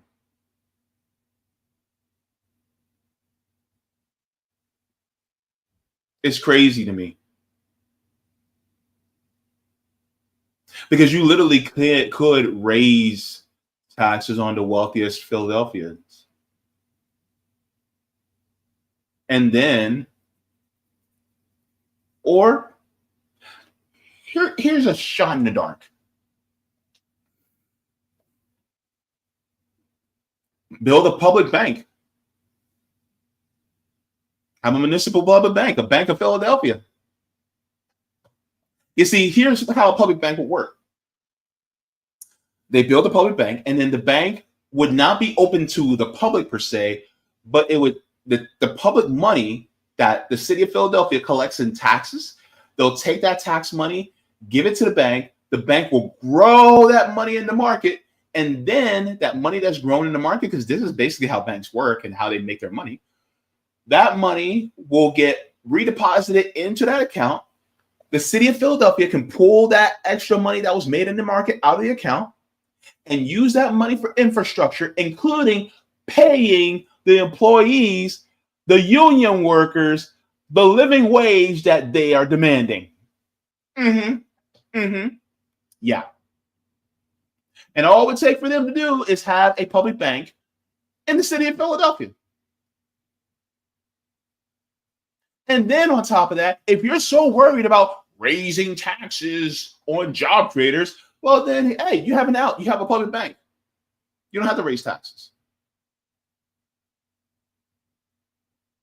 But instead, you decide to shortchange the workers instead.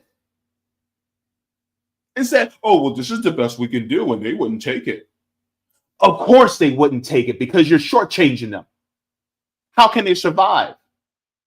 You need to make at least $33 an hour, almost $34 an hour, just to be able to live in a 2-bedroom apartment in Philadelphia.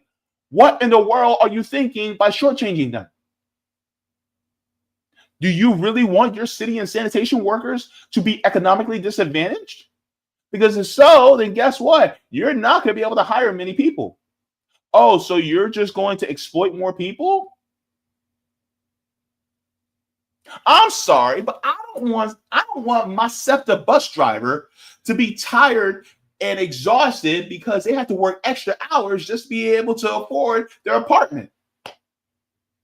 Because if I'm on the bus and if I'm trying to get to where I need to go within Philadelphia, well, hey, you know what? I don't want my bus driver to be sleepy. I don't want my trolley driver to be sleepy. I don't want people who are tasked with making sure that the city in which we live are stretched too thin because they have to work extra hours or they have to get a second or third job. No.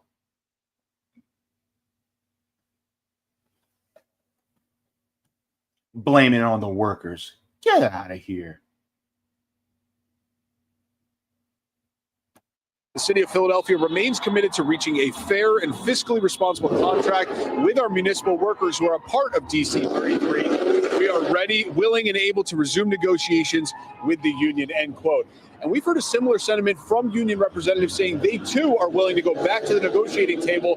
But the big question is when. We don't have an immediate timetable for those negotiations to resume. In the meantime, these workers say they're willing to stay on the picket line as long as it takes. We haven't seen a large-scale city union strike like this in nearly 40 years, dating all the way back to 1986. Janelle and Siafa, back to you.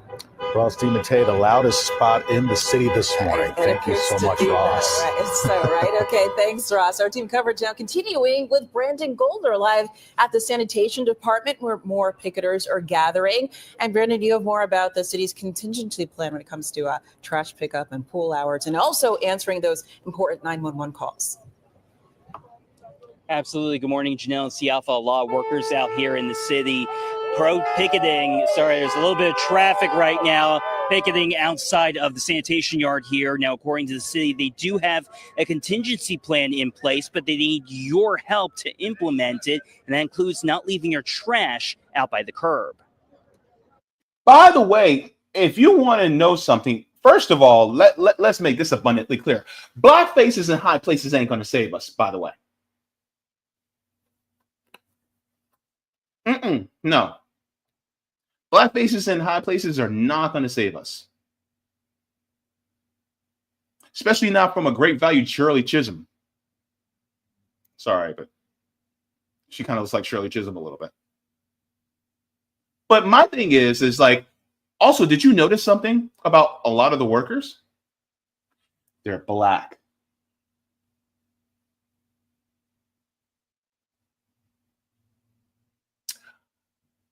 A lot of the workers are black. Yep. And they're being shortchanged. Now, would this happen with white workers? Yeah, sure, definitely. But here's the thing, right? You know how many people are going to look at this and go, they're just being greedy. Because they just don't want to do much work. They're lazy. That gets tagged on us all the time. When in reality, they're not lazy. They just don't want to be overly exploited. And that is a right that those of us who are workers have. We should make a living wage and not have to be exploited in order to be able to do the jobs that help keep this city running.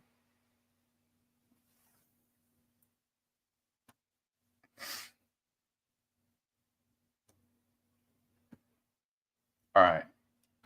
We are arranging 63 temporary drop-off locations around Philadelphia where our residents can bring their trash. As for emergencies, Police Commissioner Kevin Bethel says your 911 call will be answered. We've been training for weeks now in preparation to be able to move our personnel from the street into the 911 center. Just as we'll be detailing officers into the 911 center. We have about 200 officers from a pool of officers that we'll be pulling into 911 center. Amid these sweltering temperatures, only 25 pools will be open. Evening programs will be cut. So hours during the work stoppage will be 9 to 5 instead of 9 a.m. to 9 p.m. Now back out here, we are learning that parents who have kids in summer programming, they need to be sure that they have plans for their children to get to and from their summer programming safely because there are no crossing guards out there. And also importantly, they say if you're dropping off your trash, it's important for you to make sure that you drop it off only on your designated trash day. Back to you all. All right. Thank you, Brent. Even crossing guards have went on strike.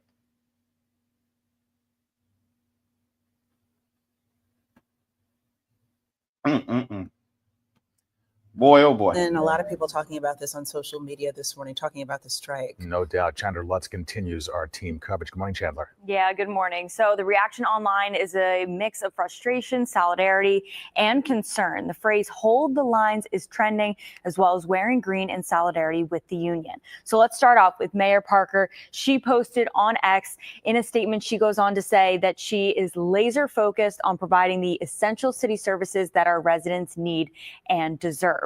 One user commented saying, "Go get him, Mayor, your time to shine. Make it so that many years from now, they will all be talking about how Mayor Parker stood tall and moved Philly ahead."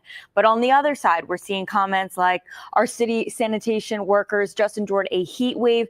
They break their backs for this city every day. Pay them." They're also seeing a lot of users sharing frustration with the 4th of July holiday coming up. City and Philly Sanitation have also posted specific details on trash and recycling drop sites for what you need to know. And our team uncovered a photo. Take a look at this from nearly 40 years ago of the 1986 strike, showing a mountain of trash right in the city of Philadelphia. So I think it's pretty fair to say that no one wants to see this happen again. Yeah. All right. Thank you for that, Chandler. And this strike happening during what is one of the busiest weeks for the city with the holiday this weekend. But Mayor Parker says the city's 4th of July festivities will go on as planned despite the strike.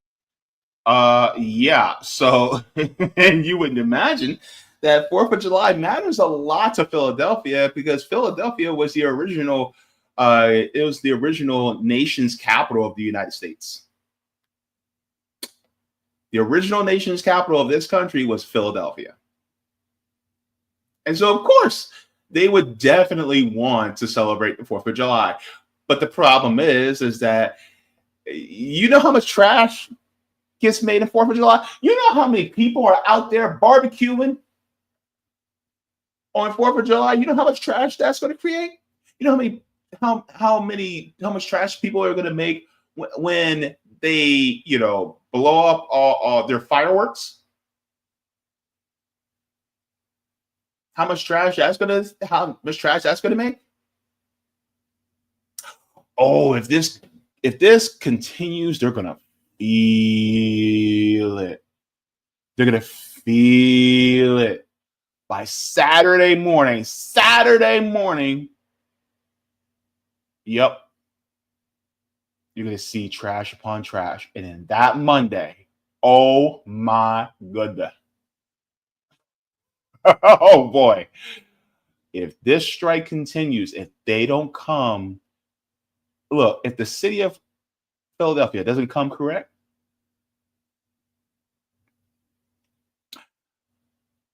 the municipal workers are going to make sure that the city leaders are going to get some of that get right. Okay? Because that's exactly what's about to happen.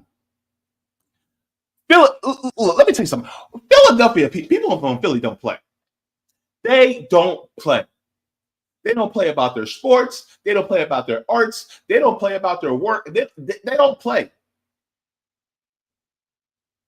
All right? Let me tell you. That mayor, she better get it right when it comes to negotiating. Basically meaning, I'd say give them what they need. Just give it to them. Because if you don't, they will make that strike that happened 40 years ago, they're going to make it happen again. It's going to happen again. And guess what? Ma'am, you're done. Because I'm willing to bet a lot of people in Philadelphia are going to stand by the workers.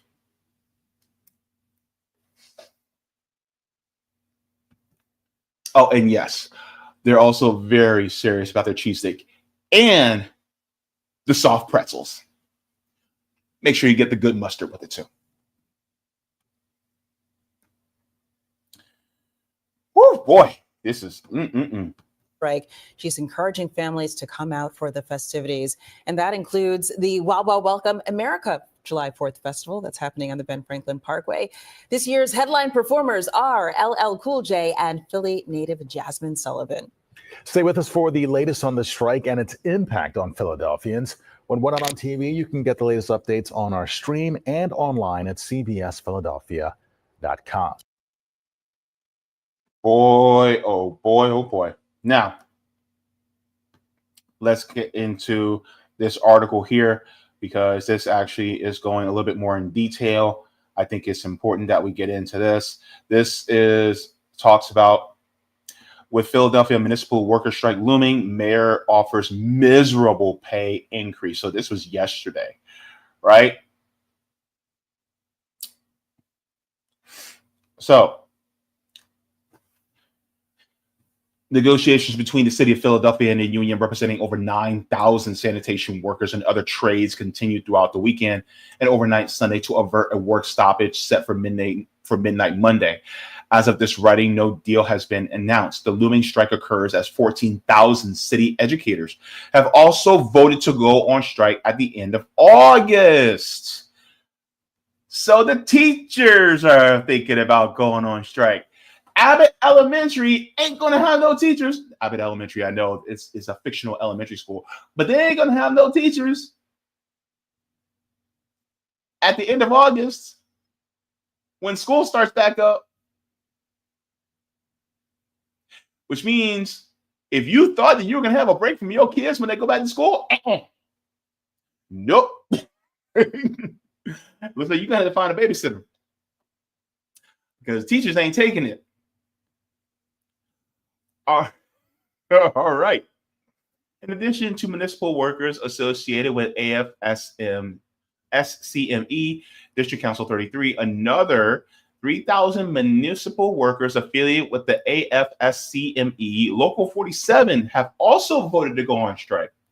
The struggle unfolds against the budget crisis in the city that has led Southeastern Pennsylvania Transportation Authority, SEPTA, to adopt a doomsday budget. Last Thursday, we have to budget not on hope, but on reality. So it says the budget would slash services in the coming fiscal year by nearly a half. I'm telling you right now, that means that SEPTA, okay, it's not only the buses, it is also the subway and the trolleys.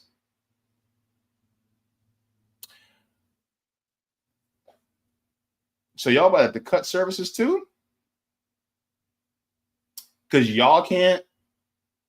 guys can't pay your workers? Living wages, man, they can change things. The term doomsday budget was also used to describe a similarly catastrophic funding bill for the city's school district a decade ago. At that time, the school district of Philadelphia eliminated thousands of non-core positions, leaving the teachers in schools stripped of resources. Budget crises are unfolding on major metropolitan centers all over the United States, with the proximate cause in many cases being the cutoff of pandemic assistance by the Biden administration last year. In Chicago, the cities have unveiled their own doomsday budget, which would eliminate over half of all bus routes, completely end weekend bus service, and lay off thousands of transit workers. The Philadelphia municipal strikes impact would shut down key parts of the city's trash collection program, street and building maintenance, and other critical services. Workers have particular leverage at the present time because it would impact the city amid Welcome America, its signature summer festival, as well as the July 4th weekend celebration this coming weekend. Members of DC 33 are demanding an annual wage increase of 8% over 4 years. They are currently working under a 1-year extended contract, which came with a one-time 5% wage increase last year. The city is seeking to combine last year's raise with an additional 3-year offer that would bring the total amount to 12%.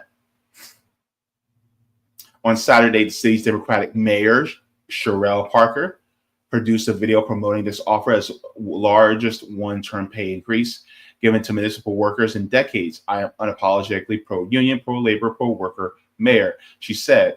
Parker added that the increase came to an average amount of $2,383 per recipient. Here's the thing, though. You know who also said they were pro-worker? Joseph Robinette Biden. And what did he do with the Railroad Workers Union?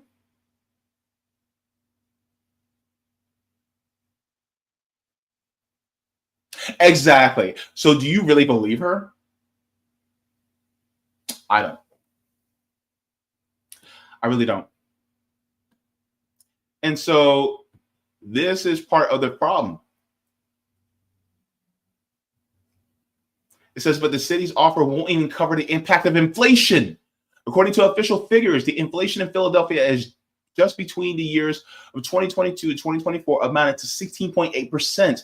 During this time period, Philadelphia municipal workers regularly missed raises, even as minimum wage pay increased slightly and private contractors saw raises.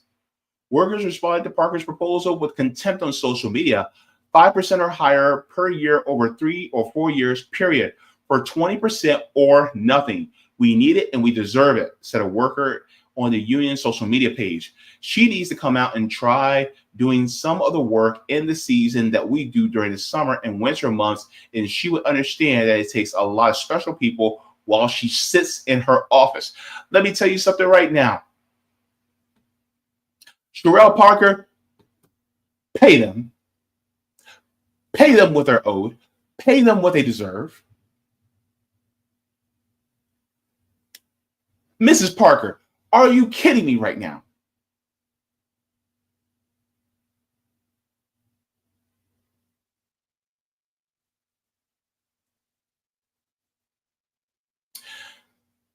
This is why the system needs to change. This is why. And this is why we need to build solidarity and do mutual aid and build dual power. Because if we do that, then we can get these workers to come together, just like they do for the strike, and do it for other industries as well, and build solidarity across industries.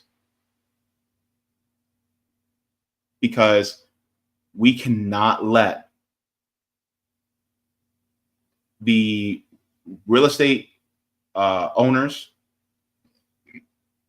the corporate owners, and their lackeys, the politicians, run roughshod over our lives like this. My hope is that the municipal workers in Philly get exactly what they ask for. No, they get exactly what they demand. I actually want them to get what they demand and then some. Yes.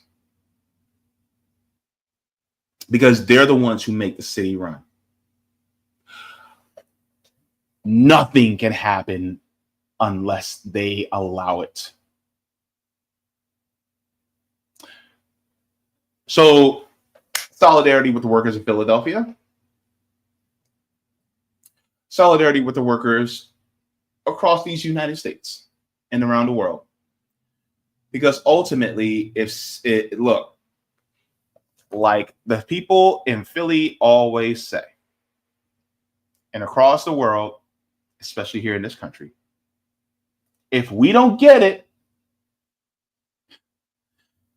shut it down. All right. Thank you so very much. Give a like to the stream. Thank you so very much. Let's talk about it. Let's get into this because this is crazy, man. Like, why are you going to, like, you're literally putting yourself at risk for losing re-election by letting this go, all because it's like, what could you do in order to make sure that the city workers get what they're supposed to get? You could raise taxes on the wealthiest Pennsylvanians or the wealthiest Philadelphians so that people could actually, pay their bills and work with dignity, but you don't. And that's the sad part. So let's go and let me check on the Rumble side. See if we have any. Let me see. Okay, so we're good on Rumble. No Rumble rants there. Let's get into the comments on the Chiz app. Let me see.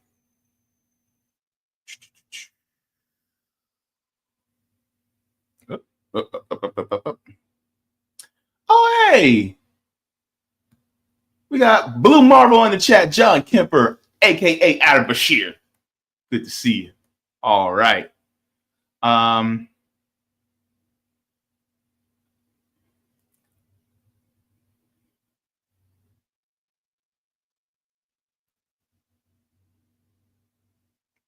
Can't believe I missed you. I'm sorry. Tori says, I just tried to get on wrong page and it says account suspended. Uh-oh.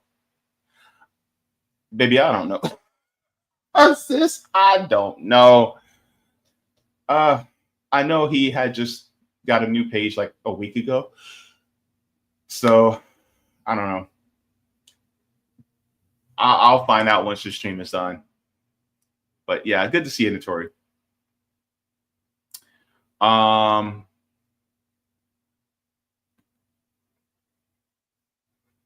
me see.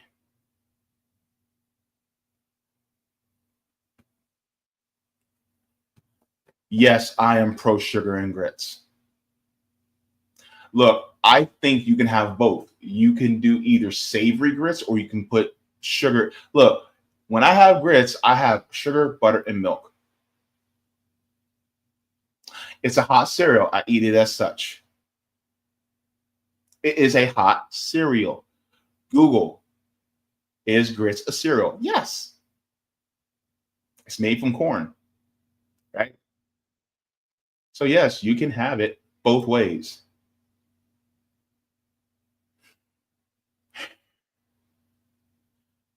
I'm gonna get attacked for this. I am gonna get attacked for this on my Twitter. I'm gonna get attacked for this in my comments section. Look, I was raised on sugar and grits, and I'm from across the bridge in New Jersey. That's how we were raised. And since living down here, I tried it, savory, and it's pretty good savory too. But you can do both. It's just like rice. You can have a sweet or you can have a savory. You ever heard of rice pudding? Oh, okay. You know, people. We'll get into that later, though. Yes, Edward says, now that's a union. Shut the city down. Yes, absolutely. Sensei says national worker strike. Yes. Oh, my goodness. Yep. Marlo says, shut it down. Right now. All right. Sulamoon says, oh, man, I missed Vaye's interview. You can always replay it. Once I'm done, you can always replay it. And plus, the clips will be coming out this week, so have no fear. Yes, Kylia Grigor says this is a beautiful thing. I think so too. Oh, Kylia Grigor, it's good to see you. I didn't notice you there. All right, cool.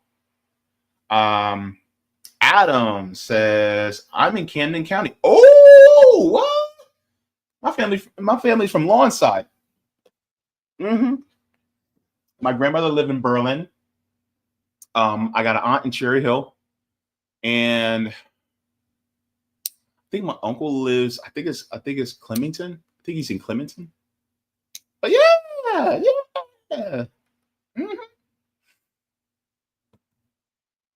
Hey! Next time you at ShopRite, pick me up a bowl of fruit or something.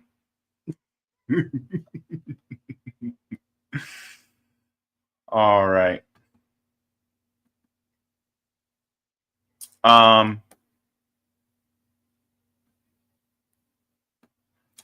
Marla says, cross your heart, cross your T's, don't cross picket lines. Yup. I love that. Yup. Let me see. Jacqueline says, putting it on the unions is the oldest trick in the playbook. Absolutely.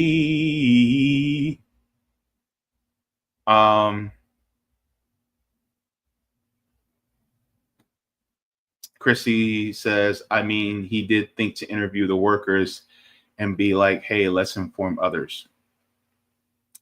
Sandor says, the city of brotherly love. Yep. If you love your brothers, then you'll stand with them when they go on strike.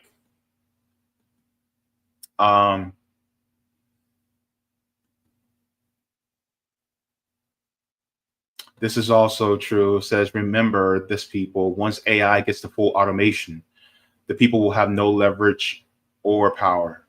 No more industrial action. If you want change, the time is now. I agree. Cobra Commander says AI won't be like that. It's just a bubble market. Plus, it's not even AI. It's just bloated brute force protocols.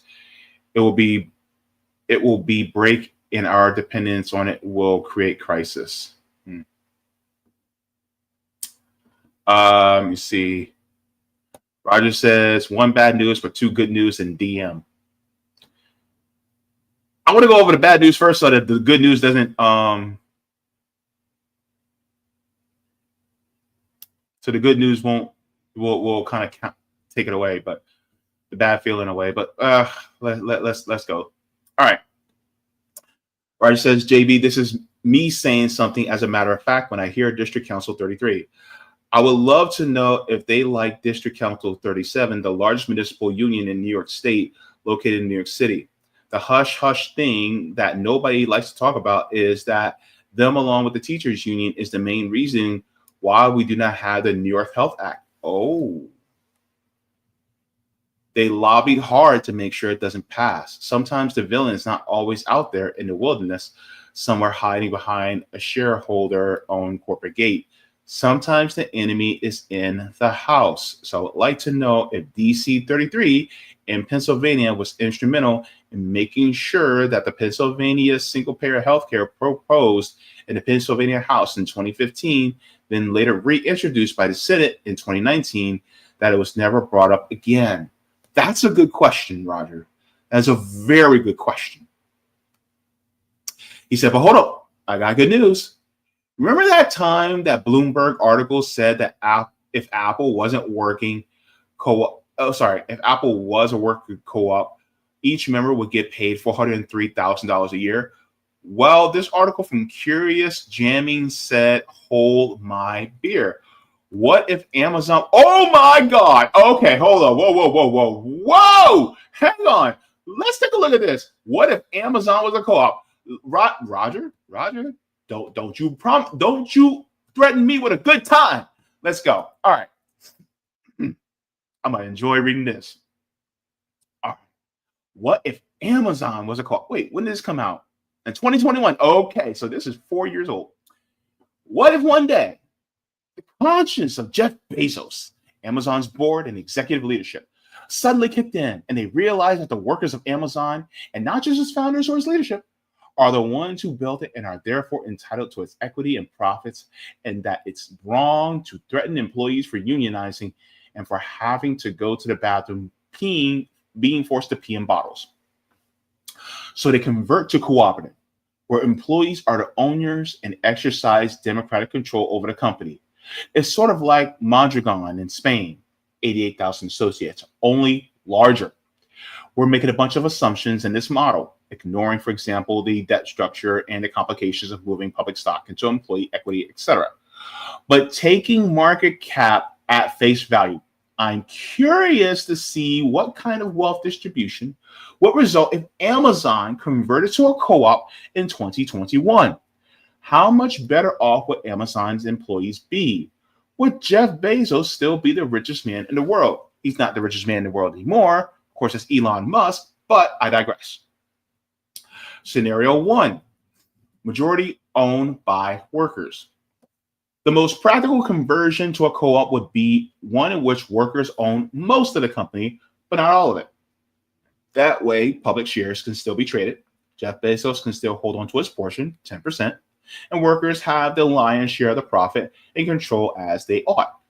Everyone wins, though the stock price of Amazon will be less for investors like JP Morgan and BlackRock, both big owners of Amazon. So let's say workers own 60% of Amazon, while Bezos owns 10%, and the remaining 30% are owned by traded and by public shareholders. Guess what?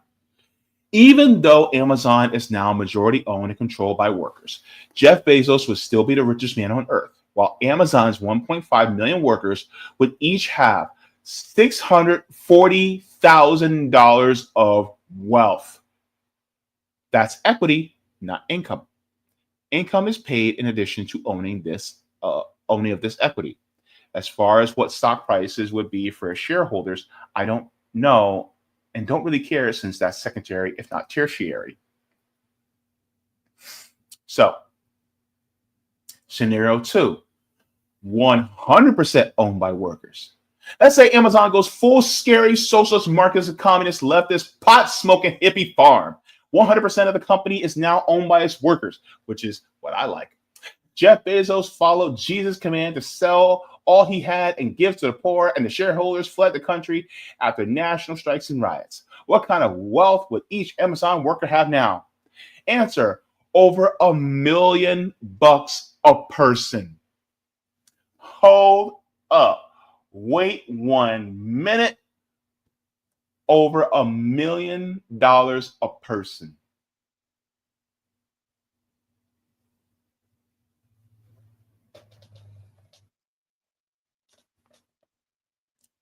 Everybody's a millionaire. Let's continue, y'all. Let's continue. If Bezos was just one of these workers, he would be a millionaire, but so would all the other workers. All of them working together create Amazon, which is worth so much. Of course, this is true even if Amazon wasn't a cooperative. The company was created by its workers. It's just the value the workers produce is withheld. Instead of sharing profits each month, workers are paid a wage, sort of interest, for just showing up, but the actual value that they produce for the company, economy, profit isn't given to them at all.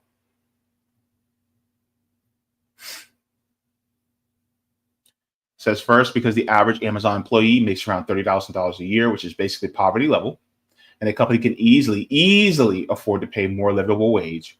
And because these employees simultaneously have virtually no rights or control over legal ownership of their company, it is highly unethical that Amazon continue its economic exploitation over 1 million people. Second, that it would be great if Amazon converted into a cooperative, and it still could be done without eliminating private equities markets, tradable shares, or the richest man on earth. Oh my gosh, this is crazy. That's wild, Roger. Okay. All right.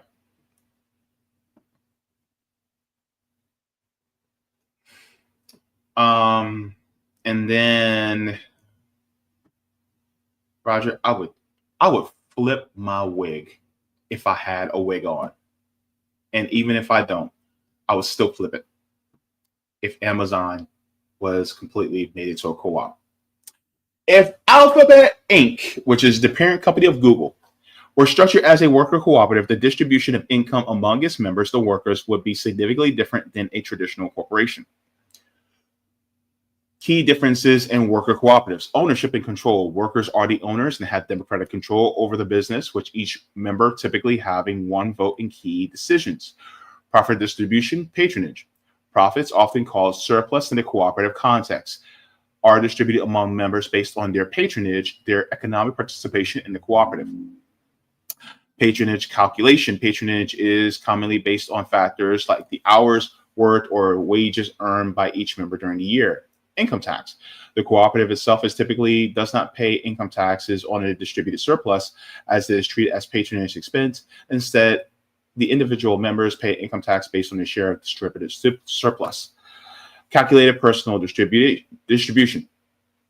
To estimate the potential distribution, Alphabet's 2023 financial data and employees can be used. Although this is a hypothetical scenario. Alphabet's 2023 net income was $73.795 billion.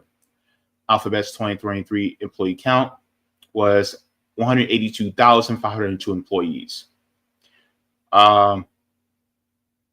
If the entire 2023 net income were distributed among employees, each worker would potentially receive approximately so it's that 73,795,000,000 divided by 182,502 employees, which equals $404,352 per employee.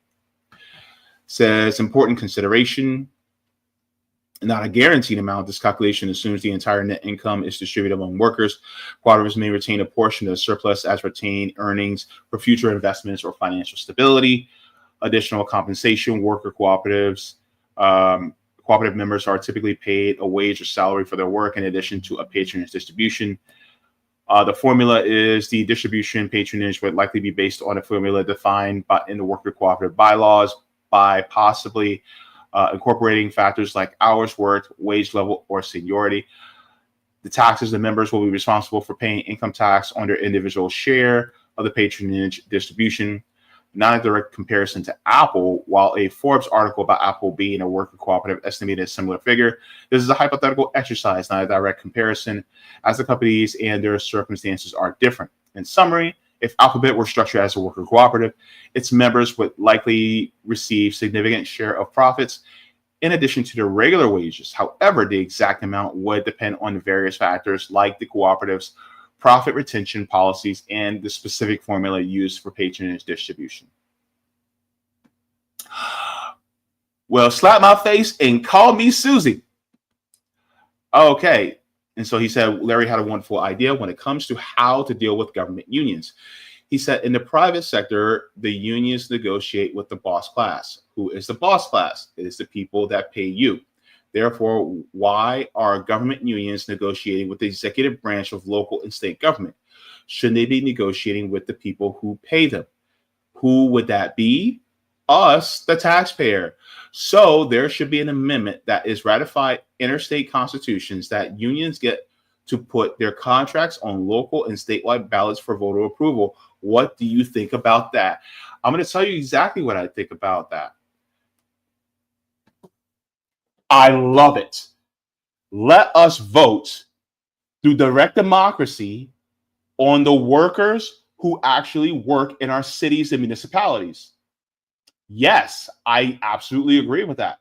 In fact, while we're at it, we should also vote publicly for the salary of all elected officials through a constitutional ballot amendment. So the governor gets paid based on what we think the governor should get. The secretary, the attorney general should get paid what we deem the attorney general should get. Mayors should get paid what we deem what the mayor should get. People who work at the DMV should get what we deem what the DMV workers should get. People who work for the city and sanitation should get deemed what we, right? If they want to negotiate it, propose to us, and then we'll say yes or no, or something like that, or something in between. I'm telling you right now, it should be voted on. Yeah, I agree with that. There's a bear shit in the woods. Put it in the power of the people, baby. Yeah, absolutely. My goodness. And wait, Larry came up with that? I knew Larry was smart, but damn, that's a good one. All right. Oh my goodness. Wait, who said what?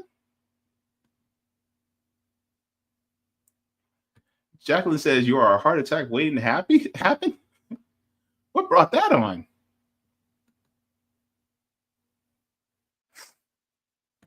Roger Meadow says salt, pepper, butter on grits, throw some garlic powder on it. If that's what you like, okay, but sugar can still go in grits. I'm just saying. Sela says the city may be attempting to privatize the public union. They're trying to privatize everything. That's what it is.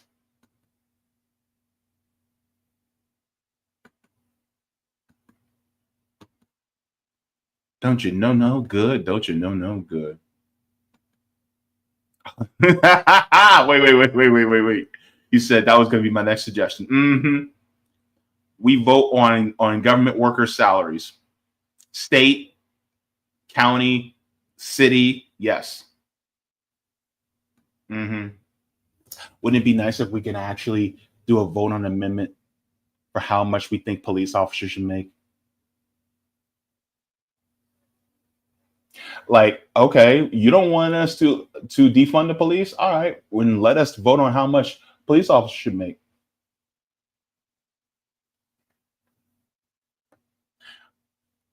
I'm going to say it's a volunteer position only. Mm-hmm. Yeah. Marlo says, I love sugar and grits. I don't give a F. And I love savory corn grits. Mm-hmm. Yeah, go ahead. Live your life. It's your world. I'm just a squirrel trying to get a nut. Mm-hmm. Yes, absolutely, Roger. Police are government officials. Ugh, the worst kind. But yeah. And Cobra Commander says, imagine what kind of senators we'd have if they only made $16 an hour doing that job. You think we have a lot of greedy folks in Washington, D.C.? Probably not.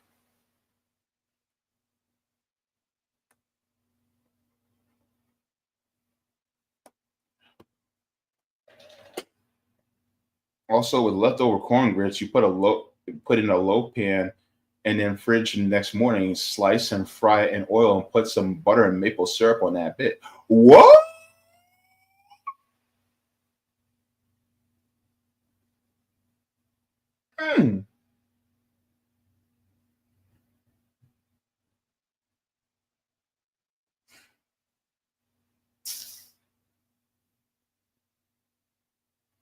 Put it on the side with some scrap on, you got a deal. Roger says, sugar on grits, y'all mofos are sweet. You're damn right. That's why your mama likes me. She likes me more than she likes you. Because I'm a sweet boy. I never met Roger's mom, but, you know, I imagine that she would be like, you be more like that James boy. Why would you imitate him? All right, y'all. So I'm gonna get my behind out of here. My brother is hungry. I'm starting to get a headache. But yeah, so it was great. Thank you so much to Vaye for coming on. It was a great show. I am so happy to have him. Also, next week, next Tuesday, Nico House will be joining me for the show. So we're going to have a great conversation there. Be sure to tune in. And I'm going to make it my business to get my reading done on Friday evenings from now on, because I want to make sure that I'm more regular with that. I do apologize for not being as regular as I should be. Unfortunately, you know, I'm just trying to get my bearing straight, but we will continue the readings. And make sure to tune in at Savvy's show in an hour. So tell her I sent you in the comments, okay? Tell her JB sent me. All right? I know she'll be watching. All right. Anywho, guys, I'm going to be heading on out. But as I head on out, I want to share. We're going to look at a funny reel. And I want you guys to laugh, you know, because we need to laugh. All right. So we're going to have a good laugh. And then I want you guys to have yourself a great day. Like I always say, water your plants, water yourselves, leave the world better than you found it. Smoke them if you got them, drink them if you got them. If you ain't got them, then watch something funny because joy is revolutionary. Or read because reading is fundamental. And then don't forget to try to do whatever you can in organizing your fellow workers, your neighbors, so that we can actually have a better system. Just, you know, just try. Just do your best, right? And then leave the rest. I love y'all for watching. Thank you so very much. Forehead kisses to all of you. I will see you guys in the next one. And don't forget to watch this video because it's a funny one. All right, everybody. Take care and have a great night. Bye-bye. I'm Tom Michaels, and I want to invite you to my new laundromat, White's Only Laundry. We specialize in only washing your white laundry, so your linens, socks, and undershirts will look fresher than ever. By focusing just on white laundry, our prices are 25% lower than the other guys. Plus, get an extra 10% discount by singing our slogan at the register. Hope to see you soon.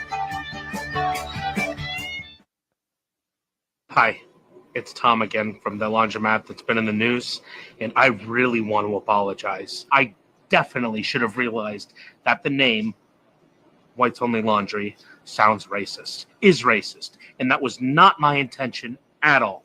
But we've changed the name and fixed the problem. White's Only Laundry is now No Colors Laundry. It still gets across that we can't wash colored clothes without any of the racial connotations of whites only. Plus, to make up for our terrible mistake, come on in before Friday and you'll get yourself a free t-shirt. Just don't wash it here because it has all these colors on it.